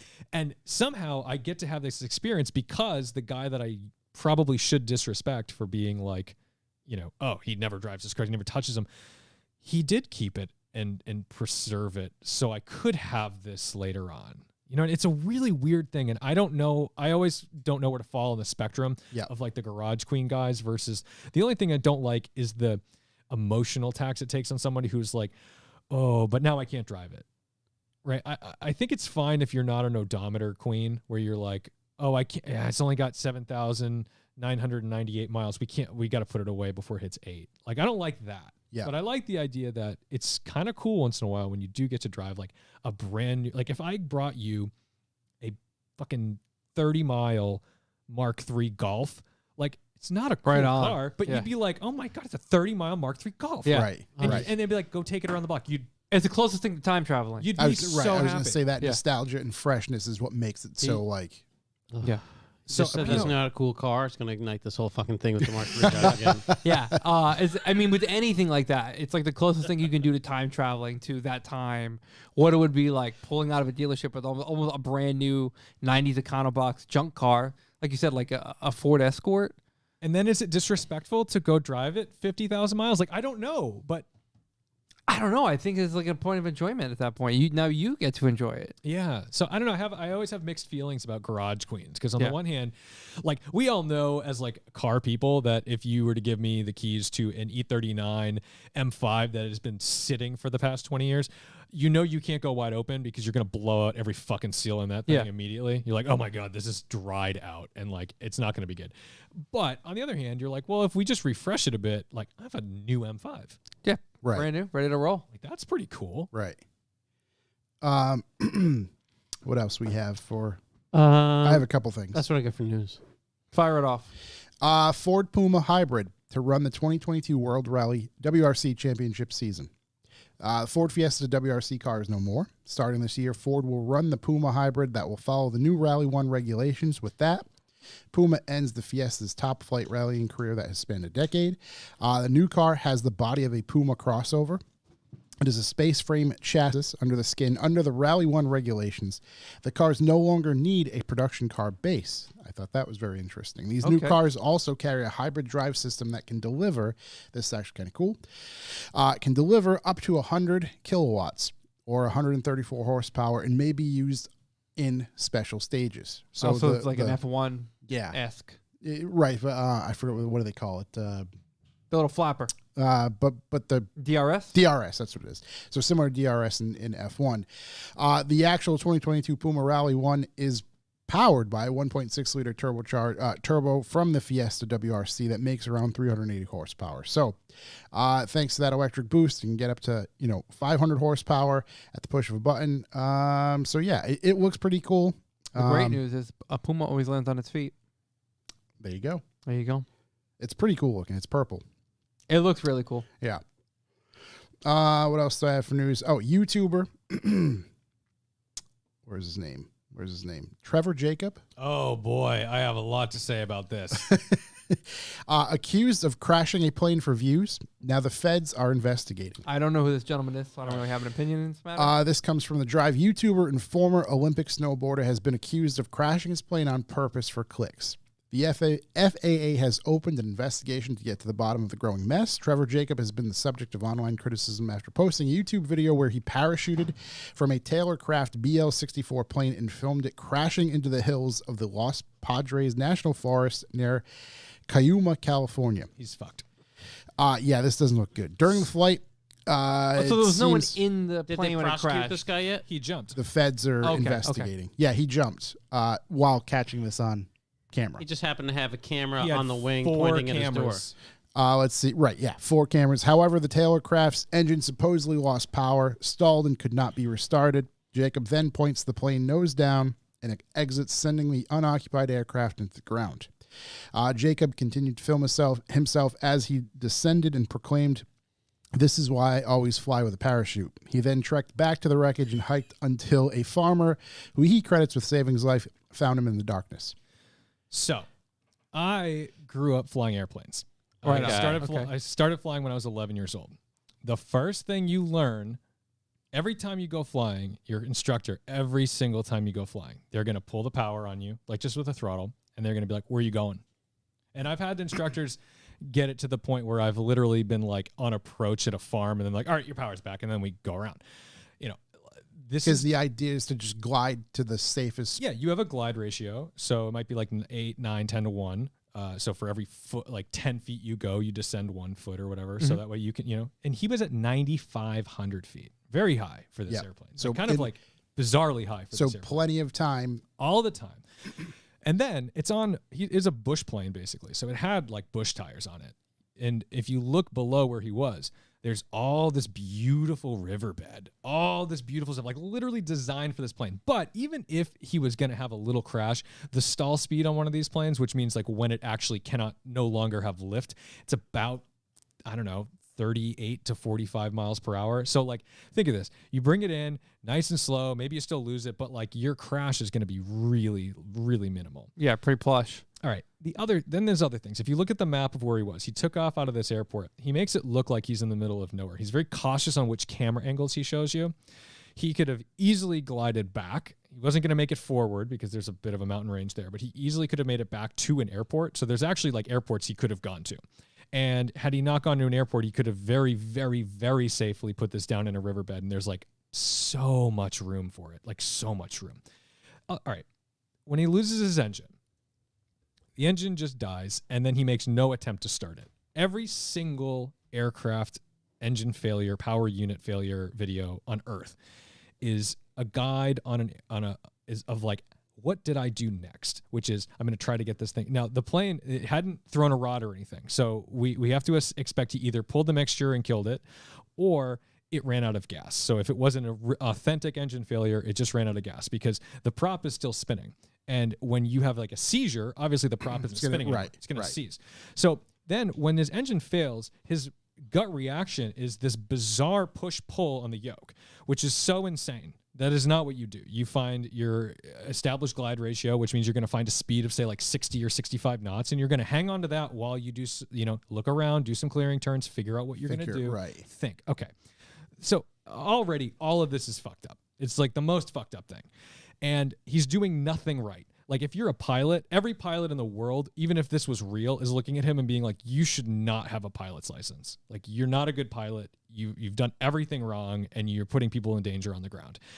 So he says he always flies with a parachute. It's about, 30 or 40 videos on his YouTube channel that say otherwise. He does not fly with a parachute. And he's not flying with a parachute that you would fly with aerobatics. Aerobatic parachutes are different than like a skydiving parachute. And he's flying with a skydiving parachute, which is insane. That is not a thing people do. I've never worn a parachute in my life. Right. And this... It's crazy you're this into this. It's amazing that, and I brought this up without knowing. You teed this shit up. yeah, Jesus. So he jumps out of the plane. Yeah. And he makes a point of like cutting the camera so you can't see like the clear, obvious paths he should have gone because there's like a fucking city right behind him. Right. And he could have gone right back to the airport at 9,500 feet. Like I never flew at 9,500 feet when I was flying. Like I would go on like, you'd fly to Connecticut or Rhode Island or whatever. Like you fly at like 6,000 maximum in like a Cessna or something. Yeah. Like, it's insane that he's flying this high in this plane. And then he gets to the ground, blah, blah, blah, goes just basically to collect his memory cards. That's why he goes to the plane. He fucking Gotta get the cards. he follows the plane so he can go get his memory But he cards. almost died out there. And the worst part about this, two things. One, it's a condor sanctuary. So he bailed on a plane in a place where there's like condors that he could have like fucked up these poor nests. Yeah. And two, he intentionally crashed a plane in California in a dry, arid mountain range. And people are setting forest fires with gender reveal parties and he's crashing planes. Well, that's why I made sure to run out of gas. Yeah, so he's just real fucked because there's not a leg for him to stand on. Yeah. Also, here's the real kicker. I forgot about this. So people like me who are like, oh, this is all bullshit. We got to go see what this looks like. They got in their planes and they went hunting for the wreckage. Couldn't find it. It's gone because he said that he reported this to the NTSB immediately. Turns out he waited 2 days until somebody at the airport was like, you have to report this, right? And he goes, oh shit. And so he hired a helicopter to go get the wreckage and no one knows where it is.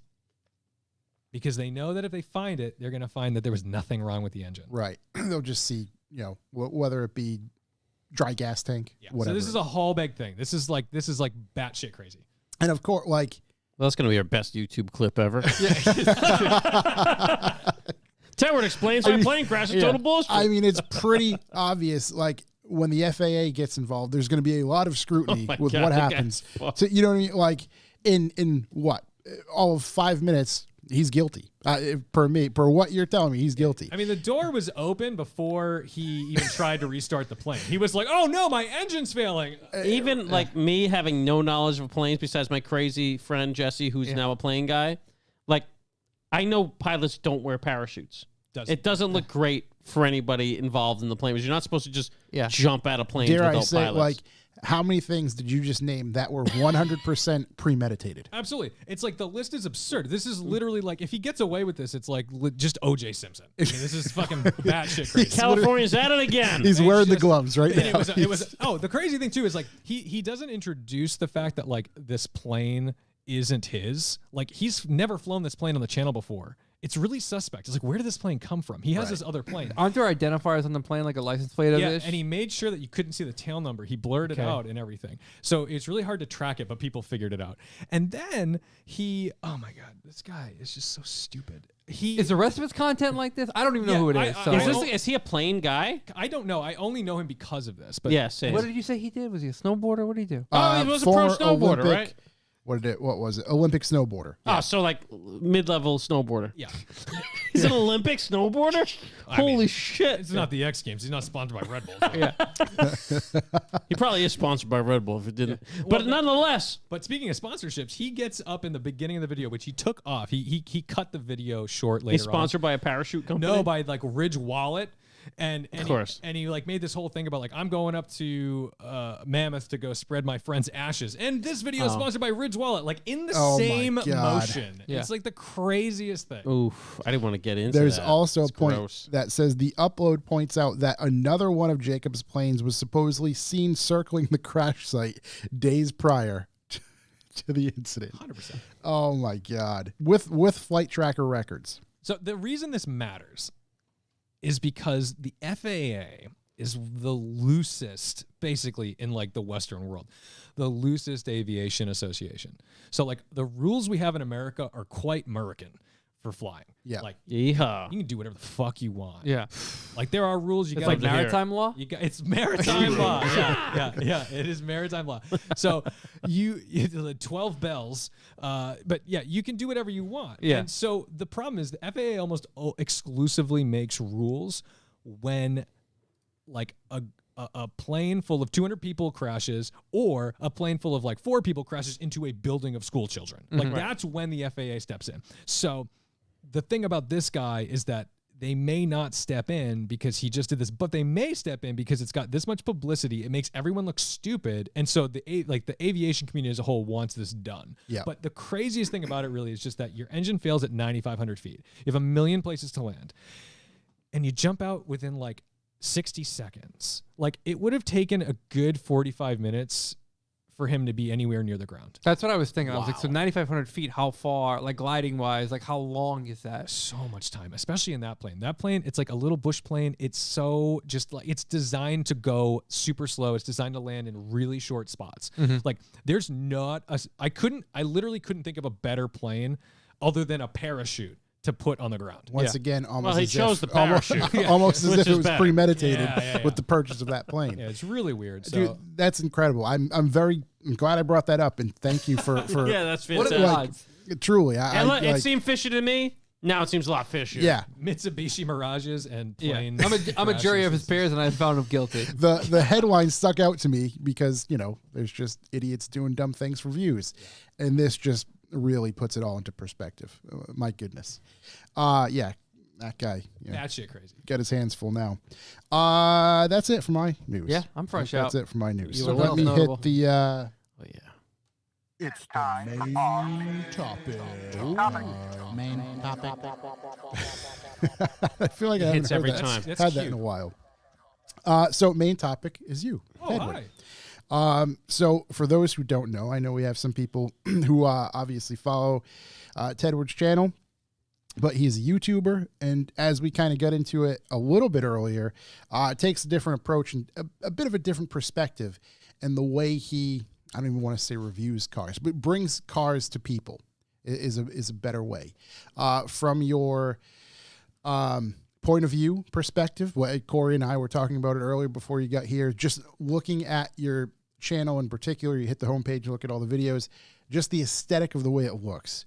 Our channel is it's different shit. Nothing matches. It's chaotic, just like the podcast, but it is what it is. Yeah.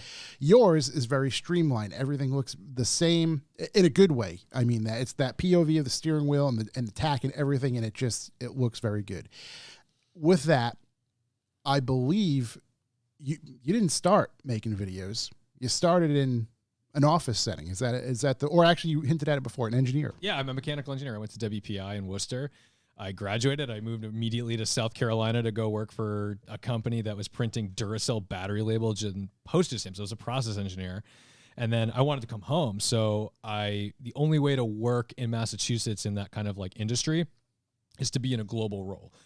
There's no factories here really. There's not a whole lot of print shops. So I took on a job working in printing for clothing. So all the tags that are in the back of your clothes, okay? Mm-hmm. This was my life for like 6 years.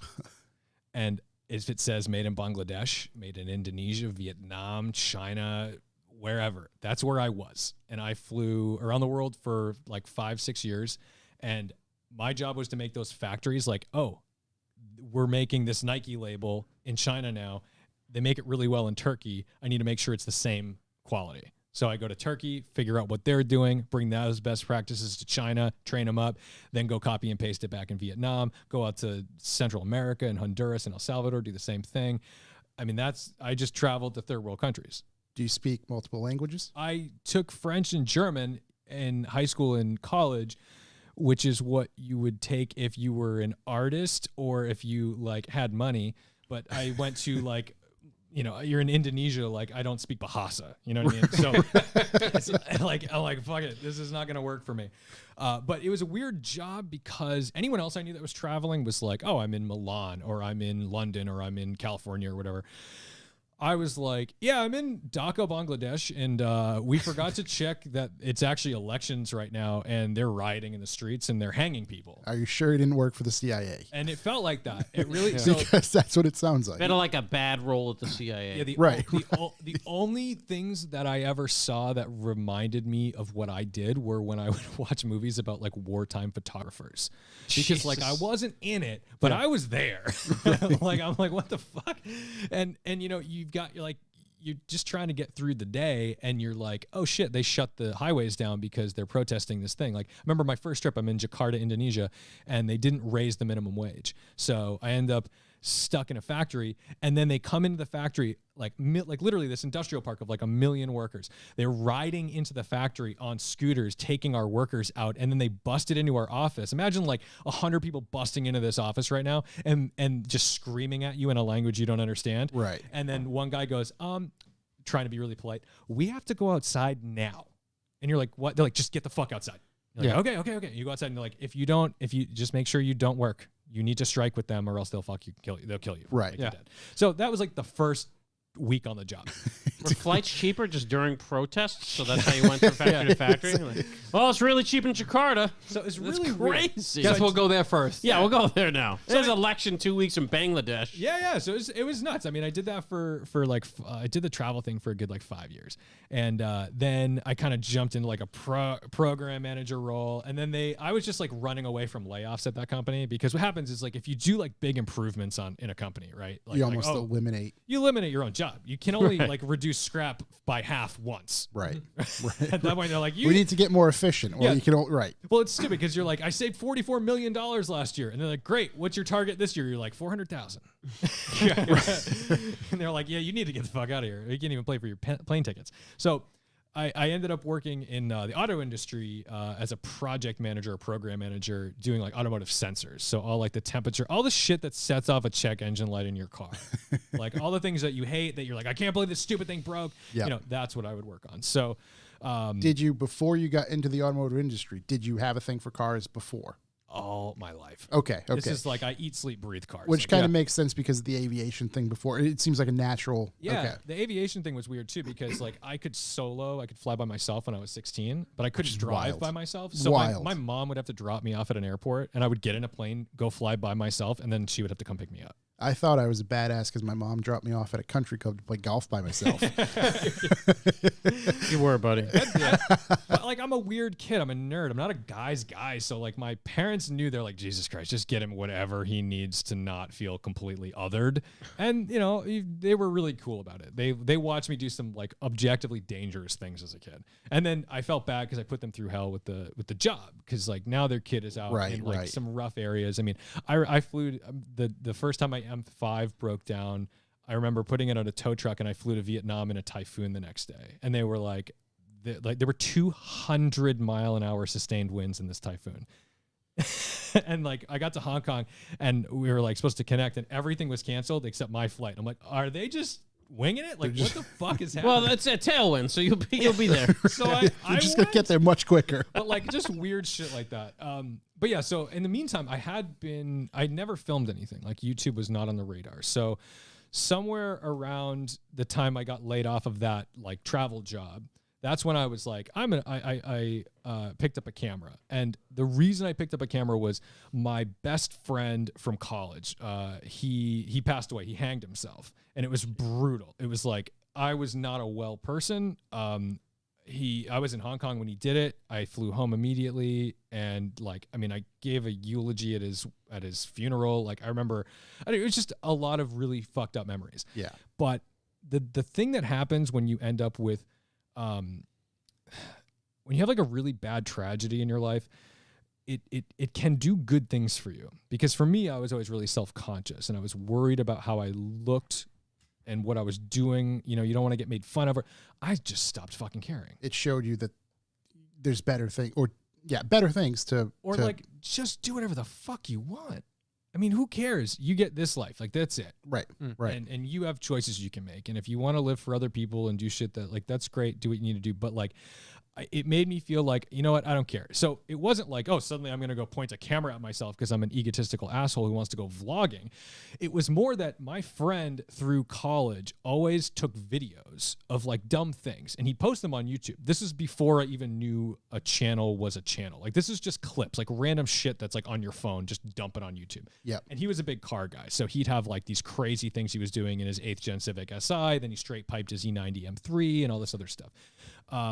But the thing I liked about it was that I could go back and listen to him, and I could hear his authentic voice and laugh and see him walk and talk and like just like little snippets here and there. And I remember thinking like, I don't have this of anybody else. Like, and I got paranoid and I started getting really morose. Like, well, what about my other friends? Like, what if they die in some, horrible accident or whatever? So I was like, I'm going to start filming my friends. So I picked up a camera because I'm like, I just want to have footage of my friends partying or doing stupid shit or whatever we were doing. Like if it was car stuff, great. If it was like just we're out drinking, having a good time, I just brought a camera everywhere. And then then I learned like, oh, people are YouTubers. I didn't know that was a thing. So it kind of locked in like, oh, you could have a format to this. And for years I was doing this, just kind of making little vlogs or little things about my cars or whatever. And I had no direction or purpose until I started meeting YouTubers. And this is weird. Like when you do this as an independent, not knowing that there's even a world out there like this, when you start meeting like YouTubers, you're like, Dr. M3 was one of the big ones that I met in the beginning. And he was like, oh yeah, like I've got this Lamborghini collection and this is what we film. We go out to Monterey Car Week. We do it. You're like, oh my God, like this is your lifestyle. This is so bizarre. And then they're like, yeah, come with us or come do this. And like, I'm allowed. They're like, yeah, you've got a camera. You're just as valid as these people. So I started filming like road trips. We drove this $1,400 Miata from Boston to LA. I'm meeting up with like the Stradman and like doing like, just have like nothing crazy, just like having lunch and going for a ride in his Gallardo or whatever. And it started opening doors, but growing on YouTube is very, very difficult. And I wasn't doing. You ain't telling us.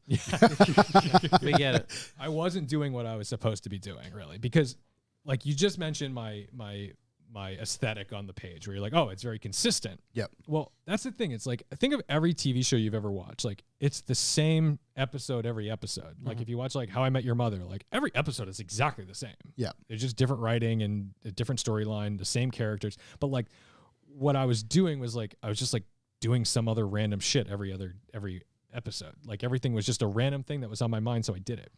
Well, over the years, like I started getting a little more stabilized in what I was doing, and it grew to a point where it's like, oh, it was like 30 or 40,000 subscribers. Like, holy shit, like that's like significant. But it wasn't ever to the point where I could never like post something and know that I was gonna get a return on There's no guarantee. Like I could post 400 videos and maybe like one of them gets 1 million views and the rest of them get 400. Mm-hmm. Yep. And like that's not sustainable, right? Like, and that's what happens. You'll see a lot of channels like that where like they might have like a 20 million view video.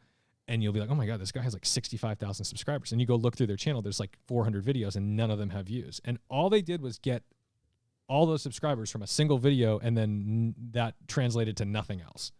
And I did that with a Lamborghini video. I had a Huracan drifting in the snow. Yep. It did like 6 million views. It's very vloggy. It's very like just upbeat and fun and whatever. But like, it's not what I do.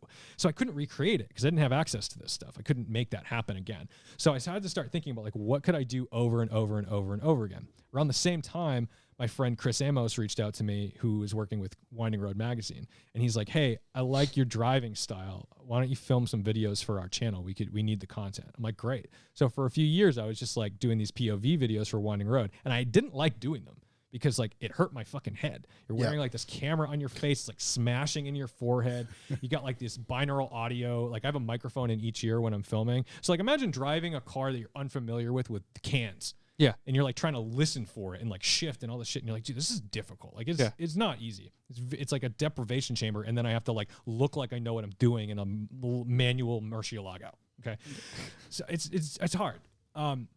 So I didn't like it, but then I got so sick of my job. I was working day in, day out on these like just miserable corporate jobs, man. And I'm not a corporate guy. I don't think many people really are corporate people. I think there's people who are good at faking it. There's people who can like walk in and make the small talk and, oh yes, boss, got the deliverables for today. And like, oh yeah, that's a problem. Well, we'll take great care. All this bullshit. I couldn't do it. Like I did it, but I got sick of it. And I couldn't do it anymore. And I'd saved what I considered my nervous breakdown fund.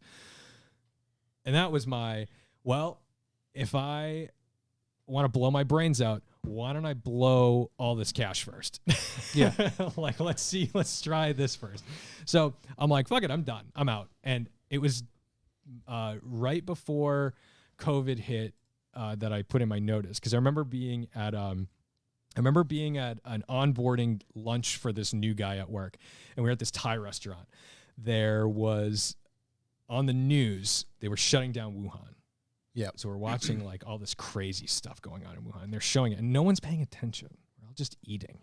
And I was like, hey guys, this is my team. There's like probably 6 of us. I said, look at the TV. And I look at the TV and I'm like, we're in that scene in the virus movie right now. Yep. Where we're ignoring the obvious, the world's about to end. It's playing in the background, right? And we're all just enjoying ourselves. So that's when they were like, la, la, la, la, la. Now, all of our factories are in China. Everything's fucked. So I remember being like, all right, this is the time. I put in my 2 weeks and I left. And then everything shut down. I'm so glad I was not there during that shitstorm. But I just dedicated all the time to the YouTube channel. And even then, I don't think I knew what I was going to do. I was just like, well, I'm just going to try it. And that's when I was like, well, the thing I know I can do really consistently is POV. I know I can put a camera on my head and drive a car. And like I said earlier, like I was sick of looking at new faces. I know that anytime I click somebody and it's like someone I've never seen before, I'm more likely to leave. Especially if in the first 10 seconds they've said something that like doesn't really catch me. Yeah. Right. Like you're used to seeing Matt Farah. You're used to Chris Harris is like fucking staring me down. Right. Yeah. That's president. That's president. Right. Yeah. So like, you know, you're used to those faces. So like you're comforted by them, but like you don't get comforted by a new guy. Like, right. Do you watch the show Cheer on Netflix? Have you ever seen this? You know, it's funny. Yeah. My wife just started watching that, but I've not watched it. In the second season, they introduce the other team, the rival team. I hated them. And you're already like, right. Because I know these people. Yeah. I don't want to see this fucking guy. Yeah. That guy's trying to be that guy. This girl's trying to be that girl. I'm like, no. It's like when you're in a high school and like I had a regional school, right? So like I went to school in Mendon and then Upton comes in and we combine schools. And you start looking at the Upton kids. Like those are the Upton kids, right? Yeah. So like I knew that like someone looking at my face, I'm not Chris Harris. I'm not Mike Spinelli. I knew no one was going to look at my face and be like, oh, we're going to listen to this guy. So I'm like, fuck it. They're not going to look at my face. They're just going to listen to me. So I just turned the camera around and I just made it. I had access to cars. So I just made as much content as I could. And I started making it streamlined. Like, okay, this is my beginning, my middle, my end. This is how I'm going to go about my reviews. And I'm going to just keep it consistent like a TV show. Yeah. Like I'm going to do the same intro every single time. I'm going to do the same outro every single time. I'm going to do all these things. And then it was like, oh, people now, once you get a catalog of like 30 or 40 of those, they can binge your videos. And they can like, they're like, oh, I know what to expect now. And you just run with that. And that's when things started taking off. And within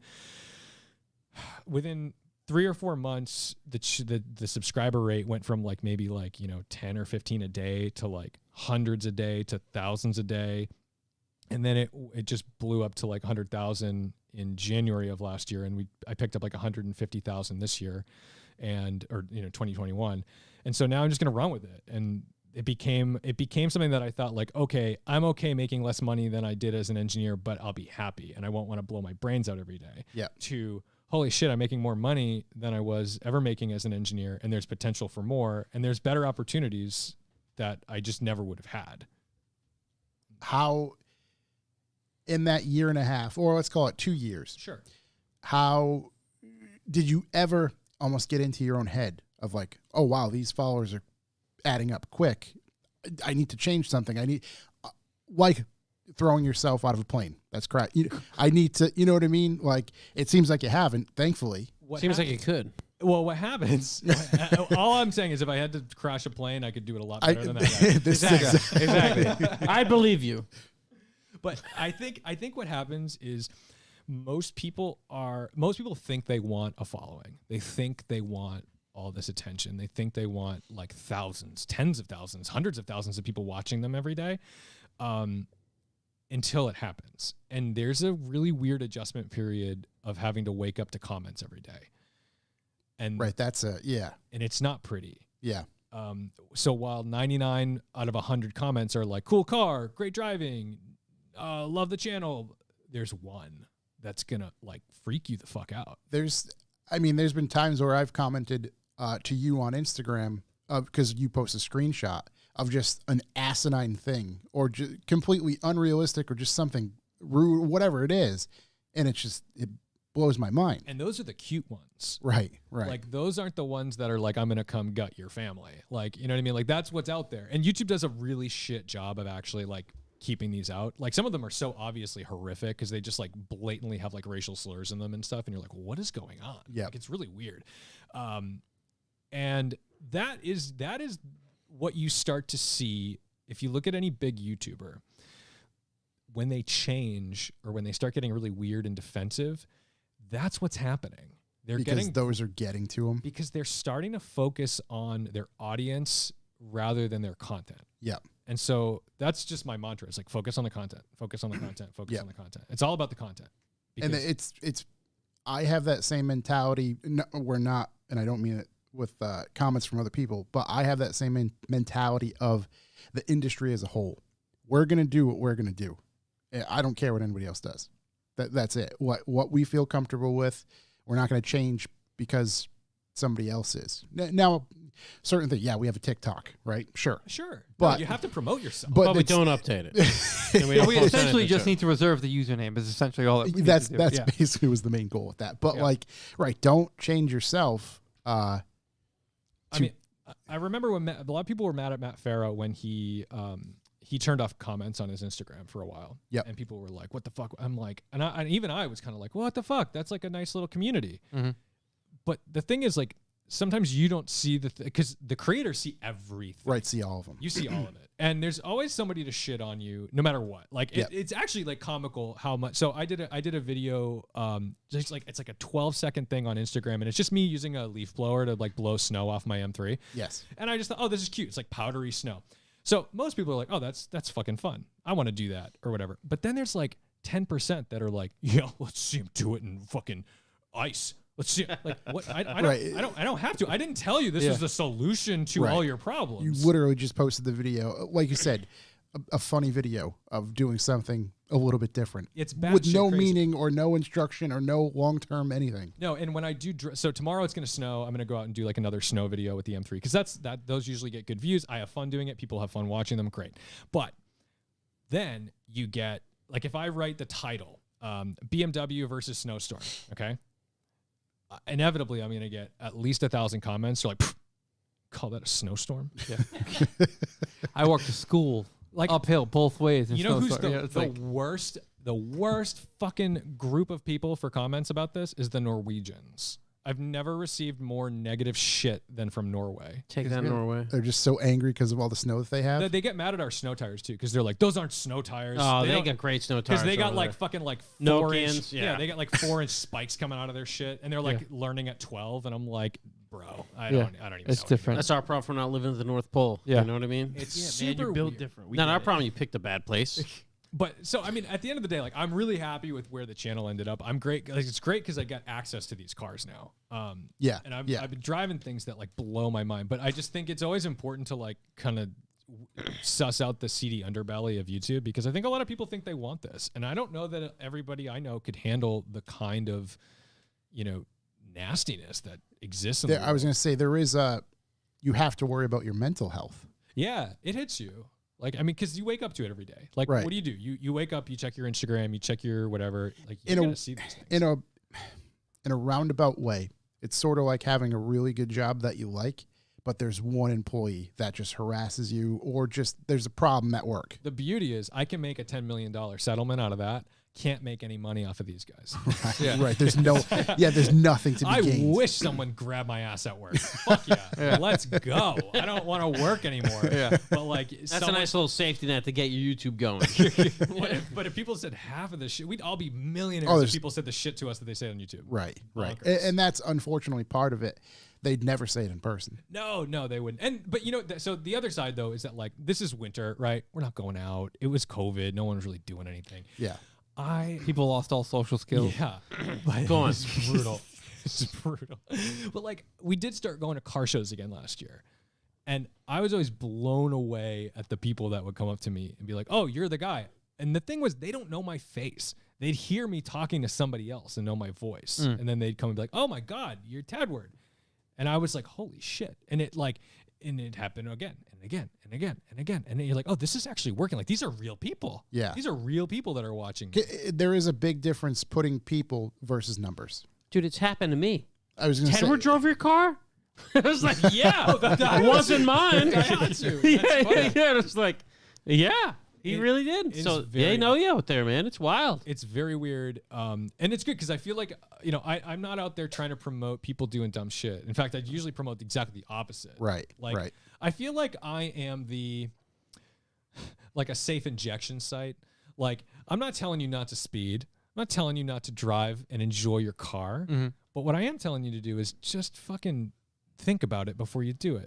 Try to do it as safe as you can. Don't use a used needle. Go to that place. Go over there. They'll watch you. Like, use this nice, empty, beautiful off ramp. Don't like weave through traffic. You know what I mean? Like, like, look, I've been part of a cannonball team. We've done 3 runs. We've done cross country 25 hours, 57 minutes.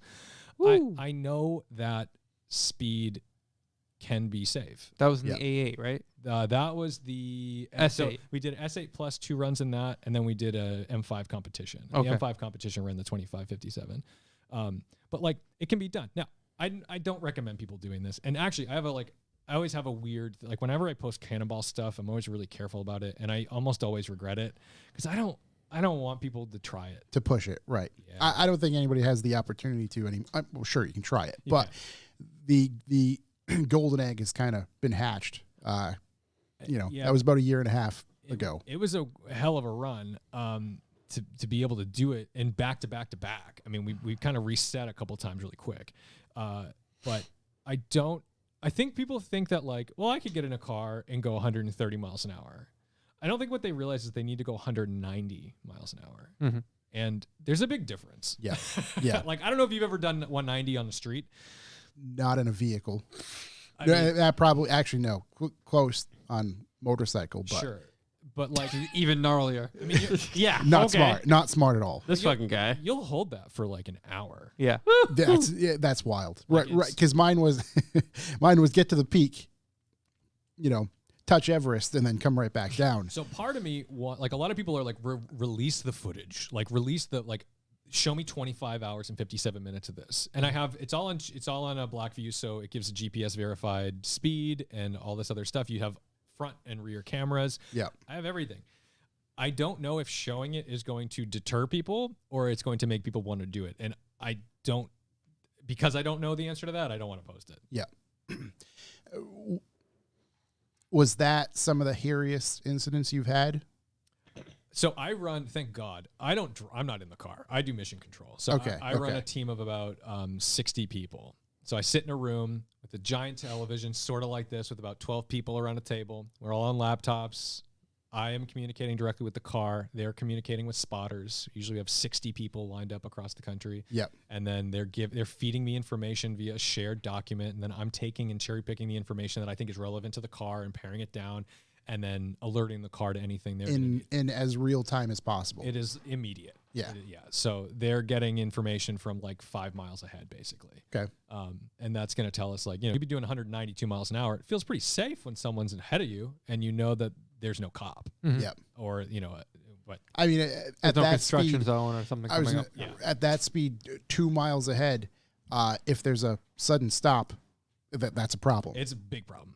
Which is why I highly recommend the BMW, because the brakes were so much better than that Audi. Really? Yeah. Like, holy shit. But yeah, so I mean, I don't know. I don't do much hairy shit anymore because I don't want to promote it. Yeah. And also, I think it's out of my system. I'm 33 years old. I've done a lot of dumb shit in cars.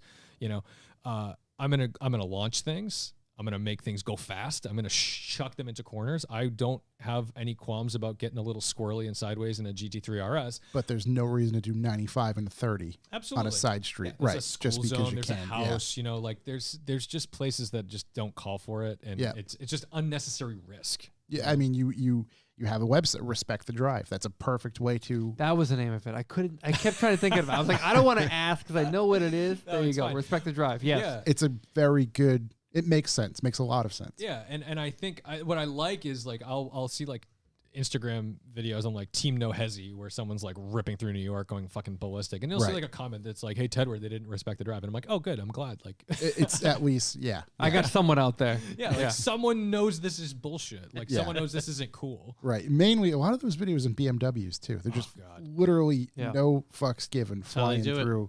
Whatever. No, and I have BMWs, but I'm definitely not like a BMW guy. I'm not a BMW fanboy. We talked about that earlier. Yeah, there's a cut from a different cloth, if you will. I do see an alarming amount of videos of those like bobbing and weaving in and out of traffic. Yeah.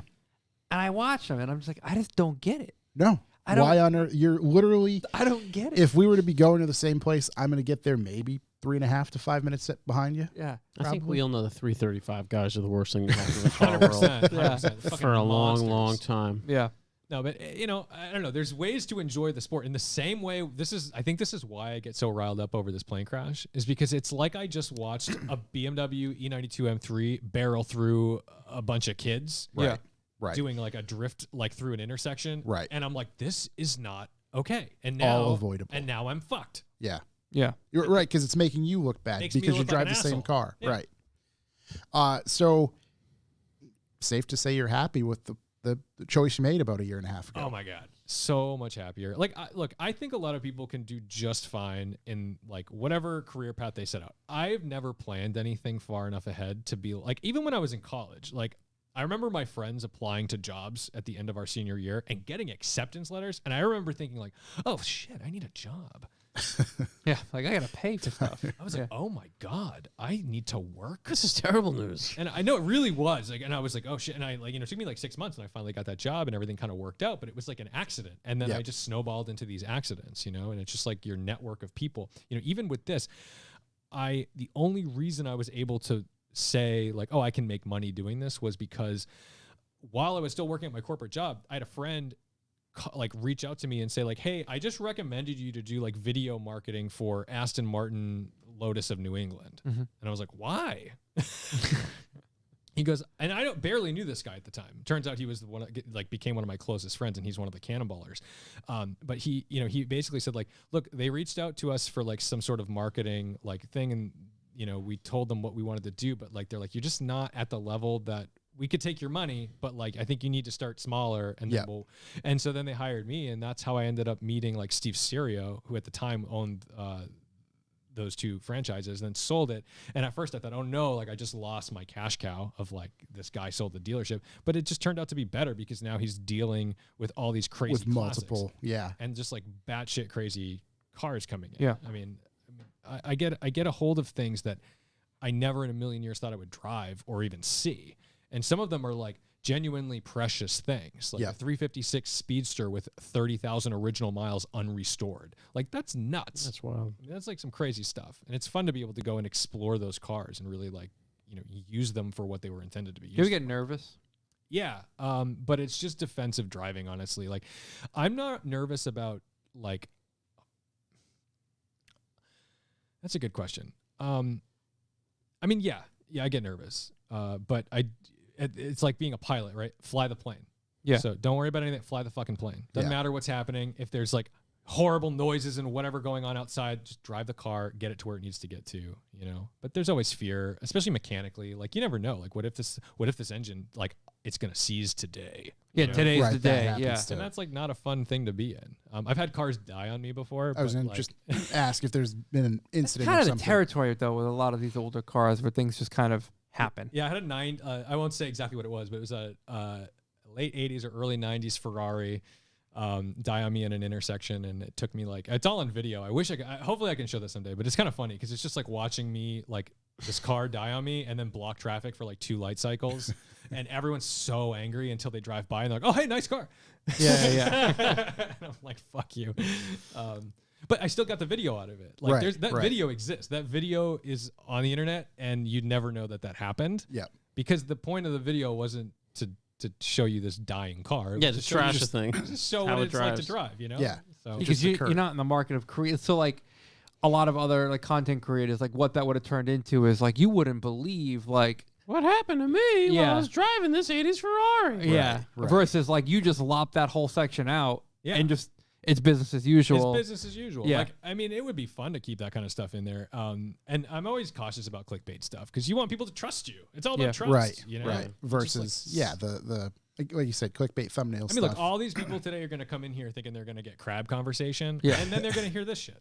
Yeah, exactly. We had our whole crab audience They're totally just pissed off right now. Fishermen on the East Coast, It's a good thing we're in the Ocean State. So pissed. It's unbelievable. We totally fucking snagged them. Yeah. So Just dangled that raw chicken right in front of them. So do you avoid rotaries like the plague so stuff doesn't just die on you, or do you drive those as well? A rotary. So I've never driven a rotary engine. That makes sense. This This is smart man. Like there are cars. It's like, so I've been all over the world. I've never set foot in Canada. Okay. Like there are just weird things like that where I'm like, I've never driven an RX-8, never driven an RX-7. Like, you know, there's certain cars that it's awesome. You know, and it's weird when you're getting into cars that you're like, I can't believe this is the first time I'm driving this. You know, like it makes no sense. Makes no sense. Some of it. Like my first Ferrari was a fucking 250 GT. Yeah. Woo! Like, what the fuck? Okay. You just right into the deep end. Yeah. Yes, we're going all the way. And the problem is like, all right, where do you go from here? Right, and the crazy thing is, it keeps going. Like it's like you always think every time you think you've peaked. Oh my God, you've never peaked. It's unbelievable what comes up. So That's awesome. You kind of alluded to it before, or you did say, you know, you don't really plan things out at being a senior, and oh shit, I got to take a job.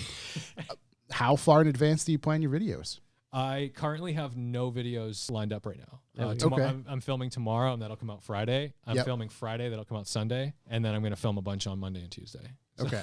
So sometimes I have like a backlog of like 5 or 6. How it naturally shakes And out. sometimes I am literally like, well, guess that's not happening tomorrow. Yeah.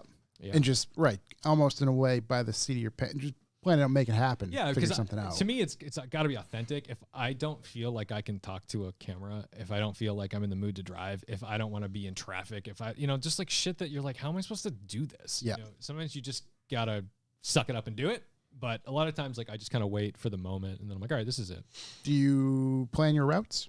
Yeah, I've got a few spots that I like that are safe Yeah. because my routes aren't like, people are like, oh my God, you're gonna get pulled over there. I'm like, double guardrails, baby. Like, what are you talking about? Like, Right. Where are they gonna, are they in the trees? I'm like, what are you doing? Yeah. And if they do, they're going to be like, that's a nice Lamborghini. Yeah. Well, that is a beautiful vehicle. Could I take a picture with it? I've been pulled over one time filming and two times filming. But once I was in this yellow Lotus and I was like literally doing a bit where I'm like, listen to this exhaust on the overrun. So I like romped on it in second and lifted. The second I lifted, I was like, oh fuck. And she just pulled right and I didn't notice who it was. So cop pulls out and I'm like in this little Lotus, I have the roof on and I can't see it. I'm like, I'm so sorry, sir. And then she let her hair out. It's a lady. And I'm like, shit. She's not going to like the car. And then she was Let me turn the sandstorm down, ma'am. and then she was super nice and I apologized and she took a picture for her husband who apparently likes cars. And I'm like, please don't know who I am or what I do. Oh my God. Because I'm kind of waiting for that one cop who's like, I fucking know who you are. Right. I watch your right. videos. Yeah. And like, I see you here. I know a lot of cops that do watch my videos and they like them because they see what I'm doing. They recognize like the risks that I'm not taking. It's not reckless. It's not reckless. So at the end of the day, like, sure, might you see the speed go a little higher than the posted limit? Yeah. A launch in the middle of a wintry street in a Mercedes GT63S. That's rock and roll. I mean, that's what it's all about. Who's to say that speedometer's even calibrated correctly? Right, yeah. Isn't that kilometers? It's all wrong. It's I don't all know. bullshit. It's all hearsay. So What kind of upload schedule do you try and adhere to? Sunday, Wednesday, Friday is like my goal, but like I can pare it down to 3 cars a week is a lot. I was going to say yeah. 3. Yeah, that's. I was expecting you to say like 1 a week on this day. Yeah, 3 a week is a lot. Every other Tuesday. It's a lot, man. So, once in a while, like this week is only probably going to be 2 videos. Next week, I think I'm going to do 2. I'm going to Daytona for Rolex 24 with Acura. So I'm kind of like, I'm going to just try to get a little bit of a backlog so I can just have that done and I can enjoy my time there. Yeah. And then, my network of people, like the guy that I used to travel the world with happens to have this extra condo near San Diego. And every year he sends me a text message out of the blue and just says, hey, it's open till blank. And then I'm like, oh, so I'm probably going to try to spend a couple weeks in California. There's always good content to make. I was going to say, I would say it's great roads, especially, great it's winter here. Yeah. It at least give you a little bit of a break in. Winter's stressful for me because I'm supposed to be out photographing cars. I'm like, who the fuck? I Right. can't even get out of the parking lot without it being filthy. Do you ever Right. think about making that jump to move from here? Everyone lives in California. That's the thing. Everyone just Yeah. kind of migrates there because they say, like, obviously it's easier to just kind of create content there because there's no limitations on seasons. It can be. I don't know. I think you end up losing a little bit of the flavor. You know? I was going to say, I'm genuinely stubborn. Like, the scenery. we're on the East Coast. That's where we God work with damn what it, we have. Revival's an East Coast That's it. operation. Yeah. I just really East like Coast the scenery outfit. here. I It's mean, different. are there even crabs on the West Coast? Yeah. Sugar, the crabs on the West Fuck Coast? West Coast crabs. What do they eat out there? I don't know. Tofu. Skirts. We don't touch some West Coast crabs around here. No. I'm honest, they're closer to Lobsters. Alaskan Nothing better than king Maine crab. lobster. Just to make my friend Igor very happy, what's the fastest thing you've driven? I mean, like, That we spoke about earlier? power to weight ratio, probably the Ariel Atom 4. Oh, there he is. I mean, it's So 350 horsepower. It's a monster. I'd assume you've never driven an SRT4 Neon then? Yeah. Those, when running, they are very good. Josh had I had one. Yeah. He was the saw god of one. those. The I old saw silver. one like 3 weeks ago over New Year's. We were driving. Me and my friends. We were like caravanning home from New Year's. Yeah. And this fucking SRT4 like ripping through traffic. Yeah. And he was being such an asshole. But I immediately called my friend, and he goes, "The SRT4." Yeah, I'm looking at it too. He's like, What's crazy is like, I cannot tell you the last time I've seen one of those things. That's bad because they basically all exist in Fall River, Massachusetts. Yeah. In Well, person, it's it's right been a next to very you. long time, but Turbo Mike was just tuning one. Was Was he he really? really? Yeah. Shouts to Turbo Mike. they're crazy. They sound insane. Oh yeah, They really it do. was a ridiculous. I'm just like, what is this fucking thing? I don't know. Before burble tunes were really like a thing. Burble. The thing snap crackle popped. Dude, that Put the thing was- blow valve right on the hot Oh side. my god! It'd And blow off all I was the gonna time. say, and I bought the. I don't even know. Mopar had their. I think it was just Mopar stuff that you Yeah. get from the Dodge dealership. There's a plate for I believe blow valve plate and a handful of other things. You want like a 70 trim turbo? Just go down to the it Dodge was just dealership. like, fuck yeah, Take let's it off party. the Cummins, throw it on the SRT. Finance Yeah, it, baby. yeah. Now, I don't know if this is true, but I remember as a young buck, I was never a buck. I was always just a little scrawny bitch. But same. If I want to just have a nostalgic moment, there was always rumors that there was a Massachusetts undercover state police SRT4. In one, yes. I've heard that rumor And, I've as heard well. that and too. that Heard would that. go and basically entrap people by going up and giving them a couple revs and honking. And if you went for it, he'd Yep. pull you over. And it's never really been confirmed. If that was true, I'd be in jail. you'd think. I think so. I heard about it in Uxbridge. Oh, up that away. That's where I heard about it. You know, a Mm. great Say. forum where you could ask the Mass Tuning Facebook group. I'm sure yeah. they know a lot. That's where you get all the truth. That's all the truth. Literally entrapment in every sense of the word. Yeah. I love it. I had a friend who ran the CTSRT4 like forum. He Ask was like him. an admin. yeah. I got my fill on SRTs in like a week. So many pissed off looking bug-eyed cars in Yeah. one spot at one time. Do you know what revving. else? You know what I had on my SRT4? What'd you have? Angry Eyes? Carbon fiber hood, Sure did. Bozer? carbon fiber trunk. What color was it? Carbon was Steve silver. Ray. Okay, that's That- a respectable color. I bet you that looks good. Yeah. Did I go? Whoop, whoop, whoop, whoop, whoop, whoop, whoop, whoop. It sure did. Did you have like the bumper cut out for the giant intercooler? It was just OEM. Did Yeah, yours do the They that? were bumper cut- cut out like that from the That's factory. OEM. Yeah, Yeah, dude. Those are OEM the- front mount. You wanted to floss as hard as you could. That was the one. Wow. Yeah. I thought everyone that was just kind of you buy it, you bring it home, you cut the bumper. I didn't know they Plus, came like That that. was like lazy engineering. They were like, how do we possibly get air through this? They're Yeah. like, just don't have anything there. Yeah, just move everything. For everyone who's like not old enough to have driven a Neon, generally they actually handled pretty well. Yeah. and the They're not SRT bad ones cars. handled better than that. There's a couple so they were pretty crazy sick. ACR neons. Yeah. Matter of fact, I think there's one for sale on Craigslist right now. Did That's you have like external gate, Josh? no. Guys used to autocross the shit out of those things. Not even the SRT ones, like the Hot Boy the- 2-door ones. Remember they had the 2-door? The Mark One neon. Remember one on the river? You know, that, yeah, that yeah. was neon green, and they had the SRT swap. Oh my god! There was a local one that had, it was the neon green 2-door. Yeah. And they SRT swapped it, and they had to cut out all the bracing inside the hood to fit it.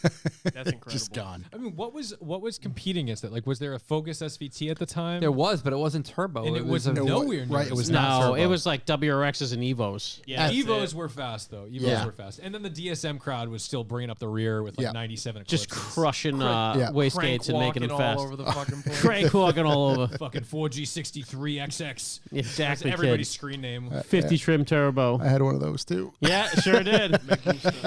Josh ran the scene. Forever kid. Come on, kid. Yeah. What do we got? Oh, dude, right here, 67,000 miles, $9 grand. $9 grand. $9 So, grand? That Are you is trying to Civic relive? and go That's That what is they a were hot- new. Should I get rid of my Civic and go get one for Haley? That might Yes. as well be a $2 million car. ACR, maintenance ACR, schedule's super just as clean, low intense. miles, stock engine, Oh, ACRs are rare. stock engine with a blow-off valve, 15 grand. Oh, yeah, that's a lot. Wow. Yo, those were the Wow, first white car looked good. I ever They all look heard. good, buddy. Now you're back. Yeah, See, you're back. we're right there. You can install power windows in the back. I'm Really not trick gonna her lie. out. I would Yeah, they come 100% down. have fun driving. Roll one of downs those in the right now. back.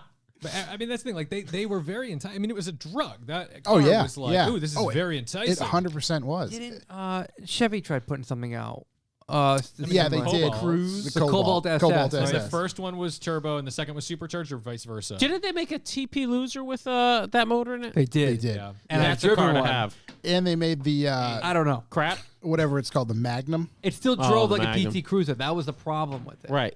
But So- everybody knows PT Cruiser's handle. Yeah. Well, Amazing.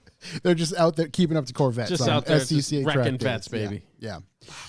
I don't know. This Callaway might, special. this might be the Callaway best PT $20,000 you can spend right here in this yellow SRT4. 20K. It's yellow. It's It is yellow. Tell me It about ju- the it mileage. just says 48,000 runs. miles. No shit. It looks brand new. This might be the best You money might you be can spend. you might be just crushing lives on that thing. Yeah. Wow. Put a nice Where put a is it? ball It's in bearing turbo on Nashville? it. Who wants to go to Nashville? I'd love to go to Nashville? Nashville. It's great down Look, there. it's cheaper than a brand new Mirage. $333 a month. Oh my Yeah, the good God. financing on that thing. Jesus. That was the gentleman's car. That was the everyman's fast car. That was the and you could go get a Mopar turbo kit for it. yeah, That's what everybody told me. Even like 400 or 500 horsepower on it. absurd. Factory warranty. Absurd. Crazy seats. Snug seats. They Jock and sound- Jake B had one on Yep. Schmidt Schmitz. TH lines. Yeah, Yeah. Jock and Jake B's was It looks legendary. incredible, but wow. So they're still out there. The owner, you Cheaper than know, Evos. The guy who ran the SRT page was Mike from Wildside. Oh, what's it? Really? And Oh, I don't know Jesus. if you noticed, but the IS300 that he has that he drifts, Yeah. he custom made brackets to put in SRT4 seats into his I IS. They're did witaildly aggressive seats. Every for a detail stock matters. car. Very Yeah. all-star. Everything Yeah. matters. That you whole know? car was aggressive. So like the SRT4 like stock seats and like the 04 R32 stock seats are like these overly Yeah.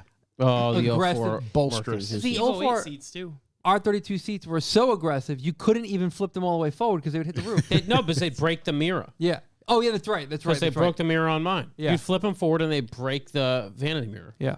which is hilarious. I mean, isn't the SRT4 like a great just foreshadowing to what FCA became? Oh, 100%. Because like They did it can- with everything. Can you imagine how pissed this would have Literally, been if like you the will. Ford Probe in Ford when the Probe came out? Ford's like engineering department like fucking divided. They were like, we are not making this fucking like Japanese shit. Yeah. That's really how it happened. Yeah, I yeah. can't imagine what it was like when the fucking SRT4 hit the floor and all these Mopar guys were like, what are we putting our name on? You're doing what That's now? why they had to make them fast. Company, brother. They were like, "This, they have to be fast." How many coil packs do we How need? much horsepower did they say they had stock? I don't know. Is it like I bet 250. It's like it's faster than a Focus ST. I want to say 230, somewhere 230, 250. It might have even been 260. I can't remember. I bet it was underrated too. Yeah. Yeah. Oh, Oh, yeah. yeah. Absolutely. Probably like 400. Just like that, the EPA gas rating. Yep. 230 brake horsepower. 230. So it's the Okay. same as WRX and an Evo. Yeah. Well, Evos had 300. WRX So was with a 230. flash and like But basic lighter. shit, they're at. It's well only over front-wheel 300. drive. Definitely Yeah. lighter Yeah. front wheel drive. Did it have a diff? I don't think so. You're looking at it. I don't think so. I was going to say, Feather, yeah, feather the throttle. Feather the throttle. got very loose in the rain. Yeah. Very easily. I don't think they had a diff. I bet. Yeah. Wow. Yeah, because if you look up the same Power to the ground. generation Ford SVT, They were fun to drive, Focus but not SVT, fast. It's got to have half the horsepower. I bet it was 160. Shouts to Mike Lynch. 170. Because they're on Yeah. that I same would time be amazed frame. if it made 200. Because what year is the SRT for? It looks like 04, 03. 05. You are. Okay, so at that, I just can't remember because at that same time frame, for instance, Volkswagen would just been 1.18 Evolu's, Yeah, they 180 made horsepower. 130 horsepower. Oh, 170 horsepower. Sorry. Right. So, Wow. yeah, You're good. I'm all right. Yeah. It's good. yeah, Yeah. It's on the record. Yeah. duly noted. That was probably overrated as fuck, by the way. Yeah. Yeah, no, was absolutely. It was 130 for sure. There's definitely 100 horsepower gap between the two of them. It was like another 20 No, what above. do we say about the Mirage and the Subaru? It's 76. Yeah. That was a solid date. Pretty accurate. Yeah. So you don't keep a schedule, but you do post multiple times a week. Yeah. How stressful is that? It can get stressful, but it's all my own stress, right? Right. Like, I mean, the thing is, luckily I'm at a point now where like videos will carry themselves. So what happens is you post a bunch of videos and you think like, I don't rely on yesterday's video to carry me through tomorrow. It Right. can be like a video I took like months and months ago that just is getting 100,000 Somehow, views a day. Like, right. sometimes So- it just happens. And so Something, for instance, I mean, hypothetical, but like we talked about earlier, Carrera GT in the news right now. If you happen to have a video about Carrera GT, you'd assume there's going to be some hits on that. yeah, the 2 or 3 LFA videos kind of just go, they wax and wane. It's just, oh, this one's coming up. And then it goes away for a long time, and then once in a while you just look at your analytics and you're like, where are all these views coming from? And then you just like dig through and you're like, holy shit. Because like you said, the catalog is built. Yeah. In a way, it's like very, very. You said it earlier, but you didn't actually say this. But like Breaking Bad, Aztec. it's done. Yeah, well, that's the thing. I was thinking, I was going to say, if I had a Pontiac Aztec before Breaking Oh Bad my happened, God, you're right. That would have been. Oh, you big God. Yeah. But like what I was Anyways. meaning is Breaking Bad, the show is over. It's been multiple years, but I guarantee that's still getting millions and millions of watches on whatever it's AMC or whatever it is. The Office. Right, The Office, exactly. Yeah, I mean, it's syndicated, right? I was just And going to I say, own all the rights. in a way, it's syndication. Yeah. Have you had any issues? You're obviously growing with YouTube in particular. No, they never. I mean, knock on wood, but I haven't had any issues with what I do because I keep it pretty clean. They crack down on people who are controversial for the wrong reasons. Like, it's fine to be controversial. It's fine to like be an asshole. But if you're an asshole that could potentially incite other things, or, you know, like, I mean, like, I think Whistling Diesel gets a lot of, he likes to bolster up a lot of his shit with YouTube, because it's like, okay, you know, they've demonetized a video, but it's like, okay, but maybe they demonetized you because you like dumped fuel in a nature preserve or something, like, I don't know, or you know, and some of the stuff he does is really fucking cool, where he's like jumping a school bus over a thing, and it's like, well, maybe there was like a huge school shooting or a bus got hit by a train like the day before. Maybe YouTube's just like, yikes, our advertisers are not into that. And you have to think about that, because the reality is you are making content to sell advertising For them space. to sell, essentially. Yeah. So if you're making like videos that don't really adhere to the guidelines of those advertisers, like, I'm sorry, it's just not going to work for you. Yeah, I don't know. It's a tricky thing. So I haven't had any trouble with them. You know, I hope that doesn't happen. Yeah. But at the same time, you always kind of look at your content and you're like, is this hotter than anyone else? Like, am I doing anything way stupider than someone else? And if the answer is no, you'll probably be all You're right. fine, right? What about just the way you look at them as a whole, long term?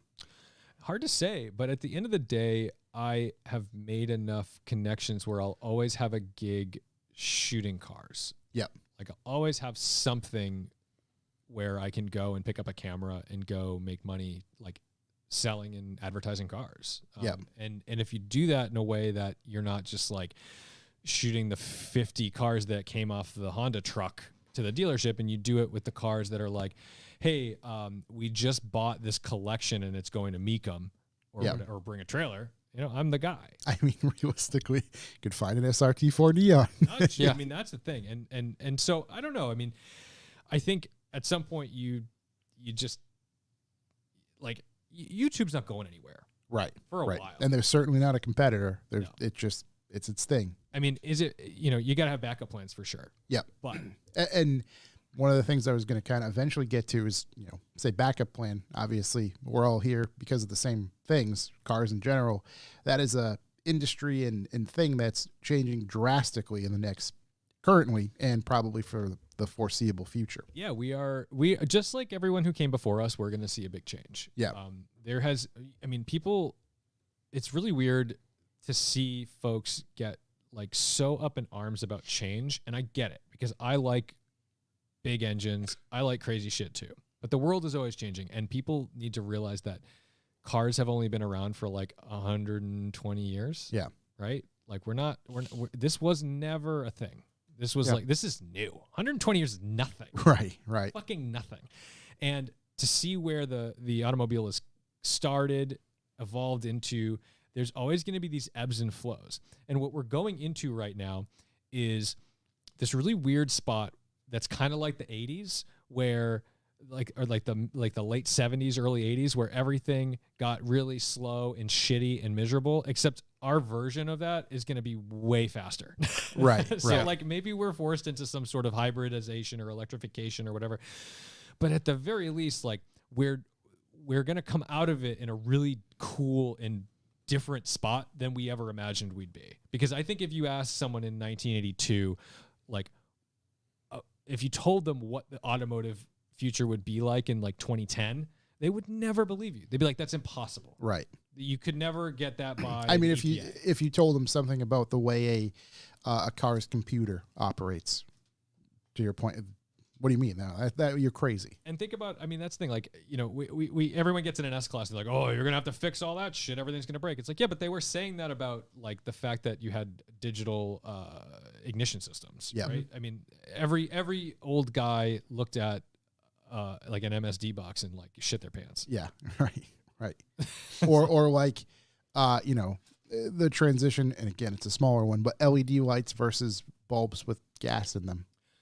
You know what I mean? Right. So, I mean, look, it is hard to see the future. It's hard to look at what's like literally dropping on the market. And it's also hard because we tend to politicize literally everything. Yes. So, and it's just like, it's the great joy in every American's life to make a side, to be like, I stand this. It's like, don't stand anything. Just stand down, dude. Like the unfortunate tribalism. It was really stupid, which is why I don't get into the tribalism. It's why, like, yep, I can drive a Tesla, but I don't have to love a Tesla, and I can critique it, and I can tell you the reality of it. I can drive a BMW, but I don't need to be flailing my car doing ill-equipped donuts in a parking lot. Like, that drives me nuts. I hate seeing that when people are like, look at me, and they're like literally like throwing a car with no control, reckless abandon. You guys are drifters, right? Like, you guys like drifting? No, he's the only one who drifts. That's you? Okay. Yeah. Does that drive you insane when you see people like, quote, do donuts in a parking lot and they're literally just like hucking the car, have no idea where it's going to land? I literally can't stand when anybody posts any kind of donuts on the internet that don't resemble a donut. It makes me want to vomit. Like every time I leave the studio. It's like just a loss of control. So I don't know. I guess at the end of the day, like, don't be tribal. Like, just don't be tribal about brands. Don't be tribal even necessarily about propulsion systems, because like, fuck it, man. Car people like cars. Yeah. We're not going anywhere. That love is ingrained in the culture, especially in America.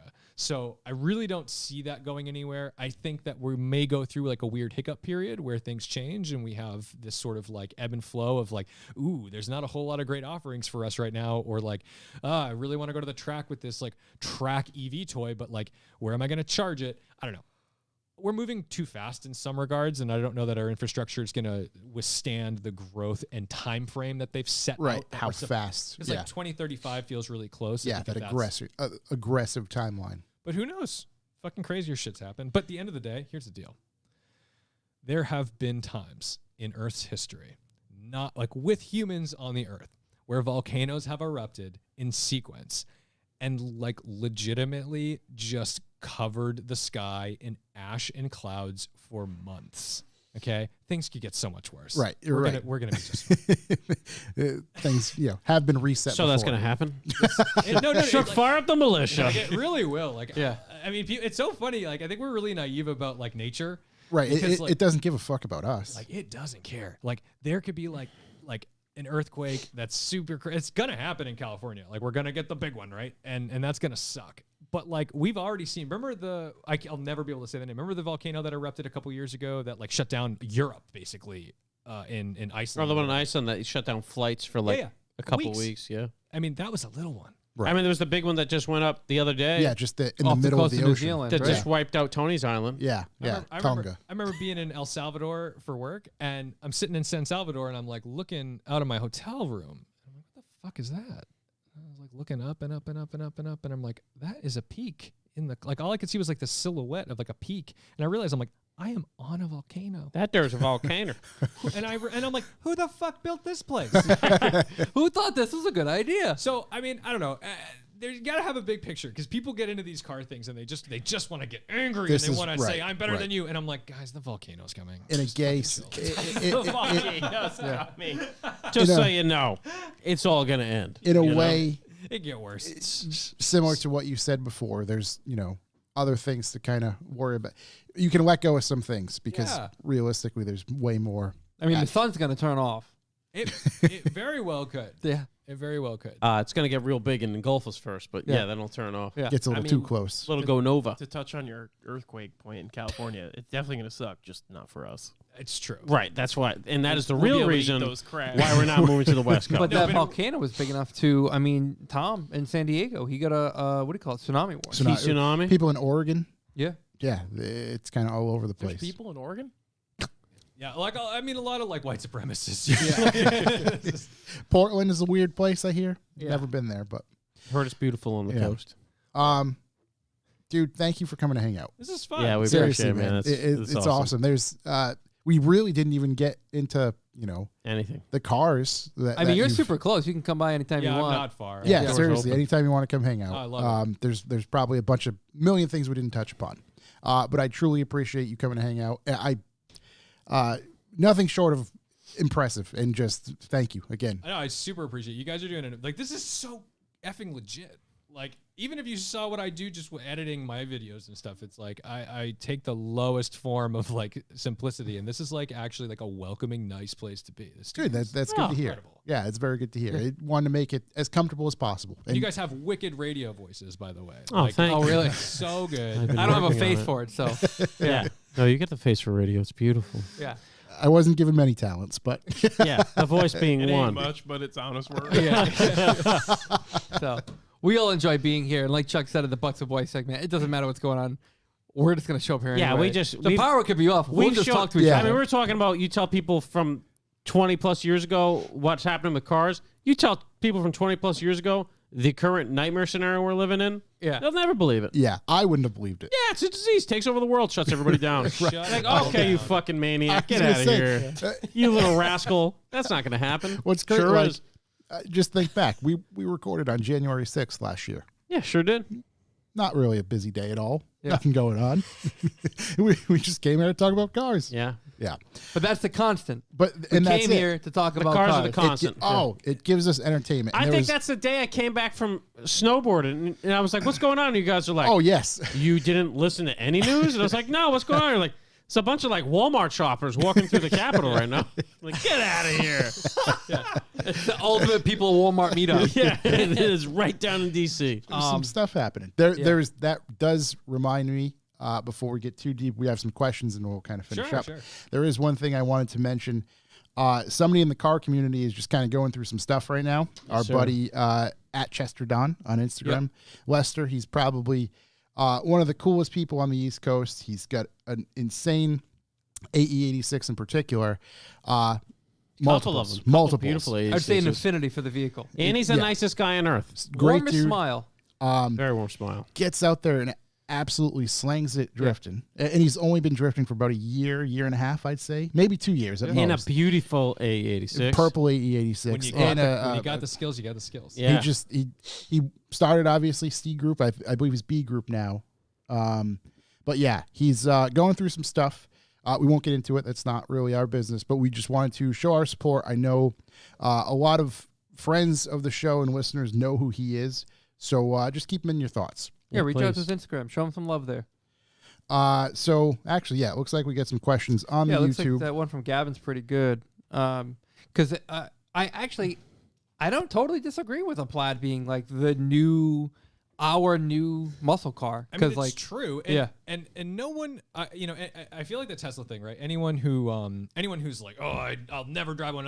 I'm like, just go do a launch in it and enjoy it. yeah, Like, here's the thing. I'm not telling anyone to like not fight for the things they want. Like, if you want these things, lobby for it. Do the thing you need to do to keep whatever you like alive. That's your right. That's what you should do. But the reality is, like, don't just poo-poo something because you're like, I'll never take it because Right, that's electric and I hate electricity. Like, who hates electricity? Electricity's fucking awesome. Yeah, it's great. when you experience an electric vehicle, whether it be a Tesla or whatever, something, it's just, oh, this is different. It's cool. Doesn't mean it's not cool. Also, right, exactly. This is ground zero for electric. The infancy, right? This is where we're starting. Like, Right, holy shit! The question was for people that on the podcast only. What do you guys think I about should people probably read calling EVs like the Plaid the new muscle cars? And yeah, I don't know. I think they're getting there. Muscle cars are always tinkered around with. I don't think anyone's tinkering big time yet. There are companies getting there, but it's definitely gonna be. Yeah. Yeah. I mean, it's 100%. Right. It's going to take a little. It's probably going to happen quicker than the internal combustion it's like the birth of the pony car. Well, modification and just that sort of stuff. I'm so not offended by electric cars. I Yeah. just don't get it. I agree. I mean, it's not even just Tesla. Like any electric car, Right, it's like, right. okay, this is cool. Yeah. I like the electric golf carts. I mean, like, They're so much fun. yeah, And, they were unbelievable amount of fun. and to say, I mean, of course, it's a muscle car. It has too much power for the brakes. That's Absolutely. literally- That's true. It's You're absolutely big, right. heavy, right? Too much power for the What brakes. else? It's perfect. What else do you itself. want? It's Yeah. terrifying. I mean, short of the meat on the side of it, you yourself You're have a ready to muscle go. car. Yeah. So that's what we think. Another one from YouTube just says, "Hi Tedward, how did you learn how to drive your M3 in the snow like you do in that video?" So I actually, and I had a good answer to this one because it's not just like, well, kids, go to a car clinic. No, when I was a kid, we always had like an extra car in the driveway, and I would always just use it. And usually the extra car was like it was a 1989 740 Volvo wagon. Oh, there it is. And my dad put an LSD in it and had 341,000 miles on it, but he didn't want to sell it. But he had another car, and so he would be like, "Tom, go clear the driveway." And I wasn't allowed to use a snowblower because he thought I was going to get chopped up in it. So I was like 14 years old, and but I didn't want to shovel. So what I would do is I would go jumpstart the Volvo and I would just drive it up and down the driveway. But then I was like, wait a minute, if I add some throttle, it goes sideways. Yeah. And then I learned how to counter steer in my driveway. And that's how I learned how to drive in the snow. I just was out. And then I was like, Dad, can we go to that like industrial park thing that you said you would take me to one day? And he's like, what? I told you what? Because my dad, I was always like, I want to drive. Yeah. And I was like really persistent and shitty. So he would take me and then he would just sit there while I like drove a stick or drove a rear wheel drive car or like did donuts and whatever. And then he would just be like, are you done yet? And I'm like, I will never be done. I will drive. Joke's on you. Never going to be done. Damn it. Now I drive. I on can camera for a refuel this living. thing. Yeah. How do your parents view your path so far? I love it I was because they just want us to be happy. My sister's a fucking pediatric cardiologist, okay?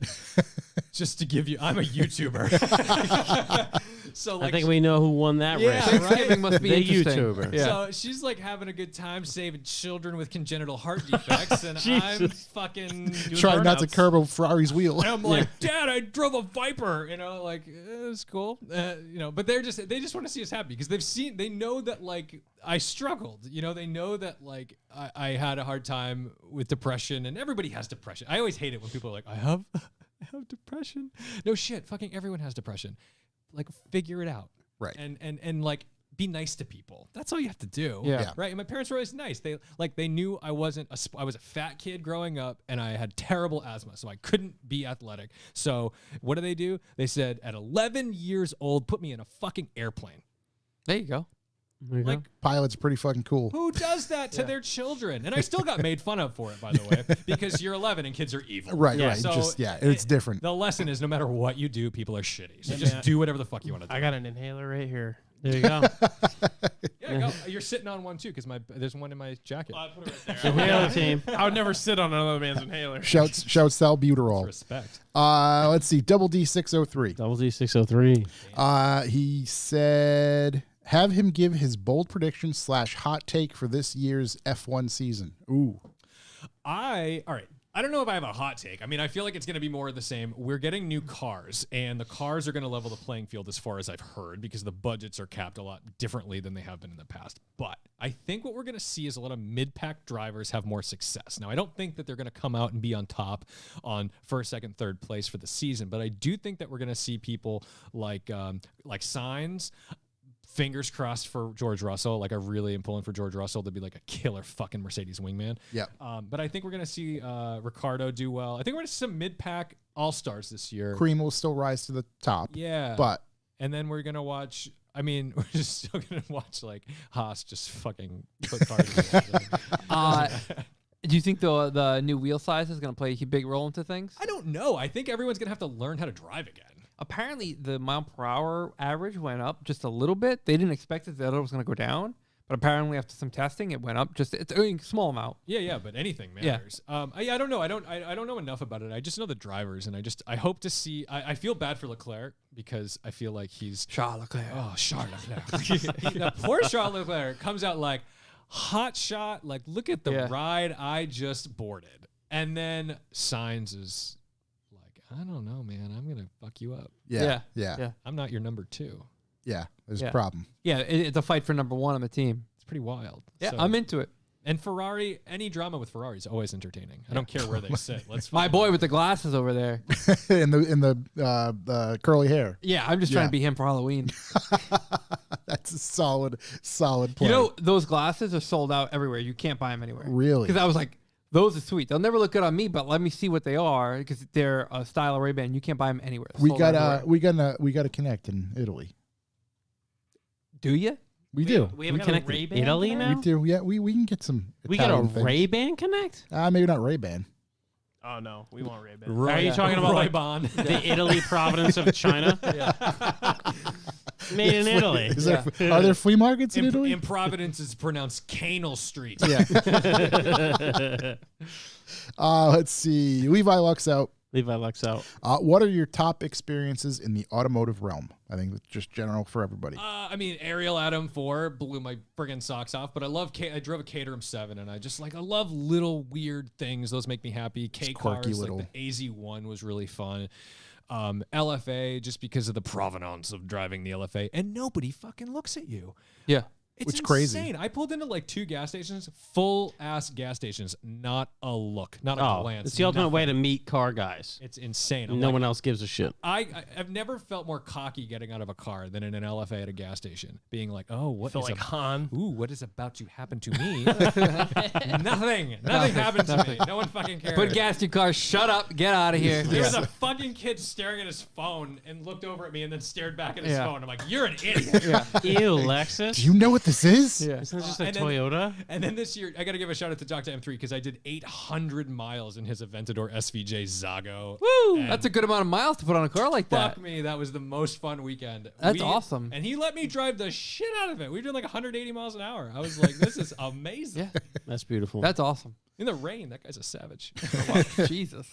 Let's see. JH_creative. You creative. boys see the Vorsteiner 900 fix for the new BMW grills. Pretty solid. I haven't seen that yet. I did see it. I mean, I told you I wasn't that offended by the grills to begin with. Yeah. I know I'm an outlier. No, I just think if you're gonna start doing that to a brand new car, like I don't know, Don't maybe buy just that buy one. someone else, buy a different car. There's other cars. And Mercedes, God, AMG products are so good right now. Yeah. I just couldn't see myself buying a BMW I mean, we're product. Team C63 AMG over here. I love it, man. Yeah. Yeah. I'm about it. And I've never owned a Mercedes. But like the more AMGs I drive, the more I'm like, oh, this is the path. Yeah, they're really, really nice. Yeah, there's a ton of cars out there. If you don't Especially like, for that amount of money. if you don't like BMW's grills, vote with your wallet and buy someone else's car. Done. Yeah. It's not like they're the only ones making fast luxury sports They're cars. afraid Any- they're going to lose all their friends. Any of the Yeah, Yeah. they won't be able to sign on to the old Mass BMW group anymore. any of those black wings from Cadillac. Yeah, there's Those so, are much, so there's cool. so I many absolutely great cars. Love those things right now. Let's see. Double D603. Double D. As we alluded to earlier, he just writes, "Why is Tom's butt so nice to grab?" There you go. It's all bone. Kevin401. Love the 401. Isuzu podcast. Next, you guys should do Daewoo, Saturn, and Suzuki. Oh boy, let's not. Get I would love a Saturn. Daewoo Saturn. one. Saturn. Oh my God, we got Dan a Saturn Walker guy. can come in. Oh, Dan. There was a time in my life where the Ion Redline was the fucking fastest thing. Yeah. Yeah, God's car. Yeah. Yeah, we get. I get a lot of people talking about the Isuzu podcast, and I think I said at the end, like we've learned more in this podcast than we've ever learned about anything. Garrett carried that podcast. Garrett, he absolutely. 100% Whole did. team on Yeah. his back, but that was cool, and it makes me realize that the planned out stuff we do tends to come out really good. Yeah, we should start planning. Nah, no.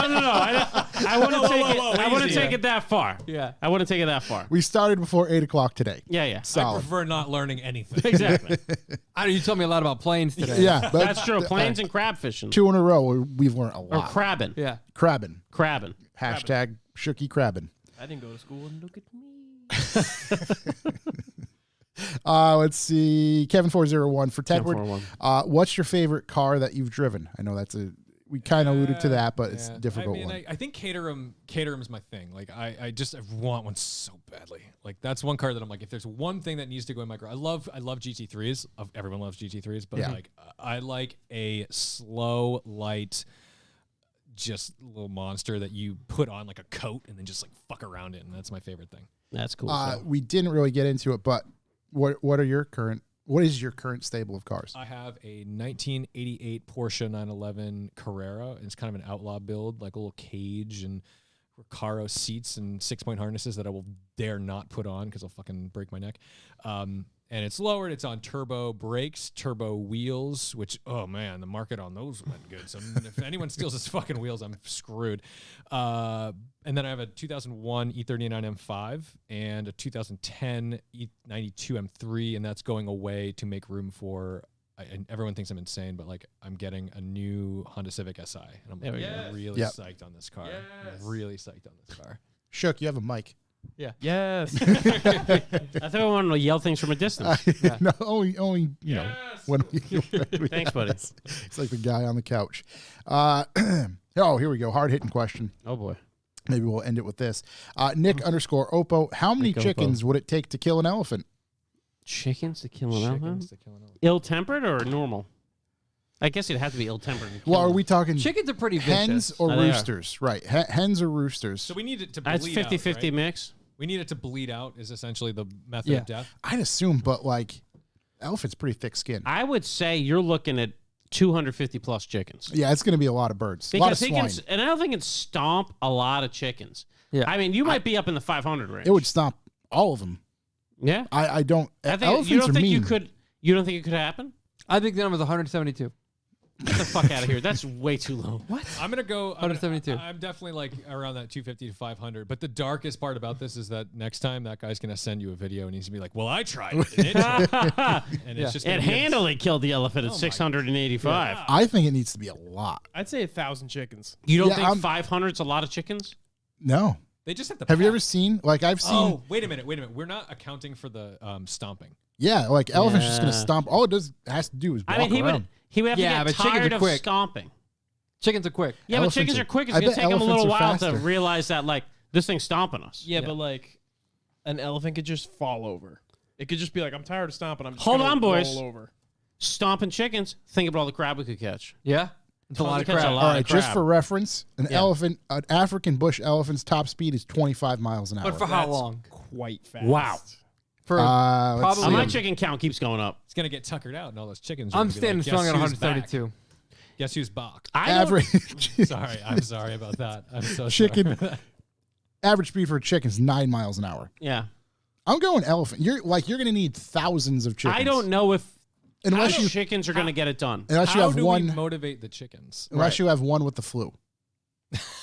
What? The Well, chicken chickens flu? have a Yeah, the pecking bird order. flu. The avian flu It could transmits. That's to true. an You got elephant. one bad chicken in there. That's right, that. right. It's a One wrap. one bad egg. One Yeah. bad egg. Bad egg. It was a trick question all the time. But I genuinely feel like you need thousands of chickens to take down an I don't elephant. know, man. You I mean, saw look the at elephants and look at the guns that they need if they want to hypothetically, unfortunately, stupidly Yeah, what if shoot a an chicken elephant. has that gun? We can He account didn't for say the, the chickens aren't armed. Rainbow chicken. One right. chicken with an elephant gun. Are Elephants these don't. unarmored elephants? Sorry, it didn't hit him in the chest. He just winged him. And what if they're cockfighting chickens with little razor blades on there? Well, that's see if He we're didn't going specify what kind of chickens. if we're going. I don't let's- think razor blade is going to do super good against an elephant. I think it's going That's to be what it better needs. than unrazor bladed thick chickens. skin. Like it's going to take These are Oakland Chickens with freaking lasers on their it's backs. going to take hours. I mean, you can die of a million paper cuts, right? What if you tie a grenade to one of the chickens? Well, then, I think then you could die from one good paper cut. yeah. That's true. That's true. Infection. Yeah. Yeah. I'm just yeah. not trying to bring the mood down. But just No, a good one. I'm starting Yeah. to think it's even more than my number. across Just the the neck. stomping. Like there's a serious amount of chickens. I've never been so firm at 172. You really? I think an elephant could stomp out 172 chickens you're inside smoking- 5 minutes. I think you're Yeah. smoking some A1 crack if you think 172 chickens are taking an 172 elephant chickens. down. I don't think it can. I think they're quick. They're nimble. They're ready to move. They're on the prowl. they They're go 9. chickens. The elephant goes 25. But for how long? Hey, who Bro, cares? It's a an house at elephant 25 could miles an hour. pick up a chicken with its trunk and stick it up its ass. It's true. So It's true. That's how we kill most of them. I Okay. think. I went to the Googles Yep. as we Did you do. tell me what you typed? How many chickens would it take to kill an elephant? Yeah. If the chickens are actively trying to kill the elephant, Wait, I hold would. on. There was a response to this Google. course. Oh, it well, was. not It's a, the a internet. thorough response. If the chickens are actively trying to kill the elephant, I would calculate by weight. A male elephant is about 6,000 kilograms, while the roosters, That's my bigger than a Unimog. Holy shit. while the roosters of the golden comet chicken average on about 2.7 kilograms. So, Oh, we're if we fucked. divide 6,000 by 2.72, we get about 2,206 roosters for a a draw. By this logic, it would take 2,207 chicken to kill an elephant. Well, I was Josh fucking was I've right. never been so right about something in my life. I said 2,000 chickens. Did you say 2,000 chickens? We're going to have to check the tape on Did I that. say 2,000? Review the tape. I think I said thousands. I like the mathematical approach. Yeah. I By still weight. don't know how well that's going to work out. I don't know but if pound for pound really does the trick, but the podcast coming live from Franklin Park Zoo next week, Again, sponsored by Purdue. this podcast is going to be taken down just by Big Farm, like we were donate talking for about. bucks for the boys. So we can buy 2,700 chickens. It's okay. We're going to use the chicken meat to go crabbing on the deadliest catch. Oh, and if we go crabbing with the chicken meat, we can pay ourselves back. That's right. That's right. This is true. I bet As the long as video we goes can, viral. as long Boys as are we can always name thinking. our boat the Orca. The Orca. Yeah. Well, that was one of the most perfect questions we've ever had. I enjoy that being the end of this podcast. Yeah, that's perfect. Tedward, thank you seriously very much for coming thank to you hang very out. much. Yeah, it was It's awesome. been a blast. That is going to do it for us, ladies and gentlemen. As always, thank you for listening. Don't forget to visit our YouTube channel where you can like, comment, and subscribe for more content. Also, check out some of the other shows brought to you by Revival Motoring. Talking motorcycles, topics under the stairs, the Circle Jerks podcast. Then visit our website, revivalmotoring.com, for the B4B information where you can sub, get cool stuff in the mail sometimes, as well as pick up whatever we have for sale at that given time, whether it's beanies, hats, t-shirts, magazine, calendars, all that good stuff. We have some shirts, maybe a couple beanies, and some calendars left for sale right now, so go hit that up. We do have some new merch in the works for our show, for Circle Jerks, Topics Under Stairs, things like that. So, keep tabs. Tell your friends, your family, whoever. Say hi to your mother Tedward, for me. where can they find you? Yes. They can find me on YouTube at Tedward. They can find me on Instagram at Tedward_IG because some sad son of a bitch is named Tedward. And yeah, that's pretty much it. Don't add me on Snapchat. That's a stupid place to go. Yeah, you don't want to. There's nowhere you want to go there. That's Staying all out you of need. Snapchat. You can find me on Apple, Spotify, all the things, the Respect the Drive podcast. But yeah, that's it. I was going to Right say, on. and hit up the website, right? Respectthedrive.com. Yeah, which I very poorly maintain, but that's fine. At least it'll lead you to the right path. That is going to do it for us, ladies and gentlemen. Thank you very much for listening. We'll be back next week. Peace out. Thanks for listening. See ya. Like, comment, subscribe, Mash the like button. assault it. Destroy it.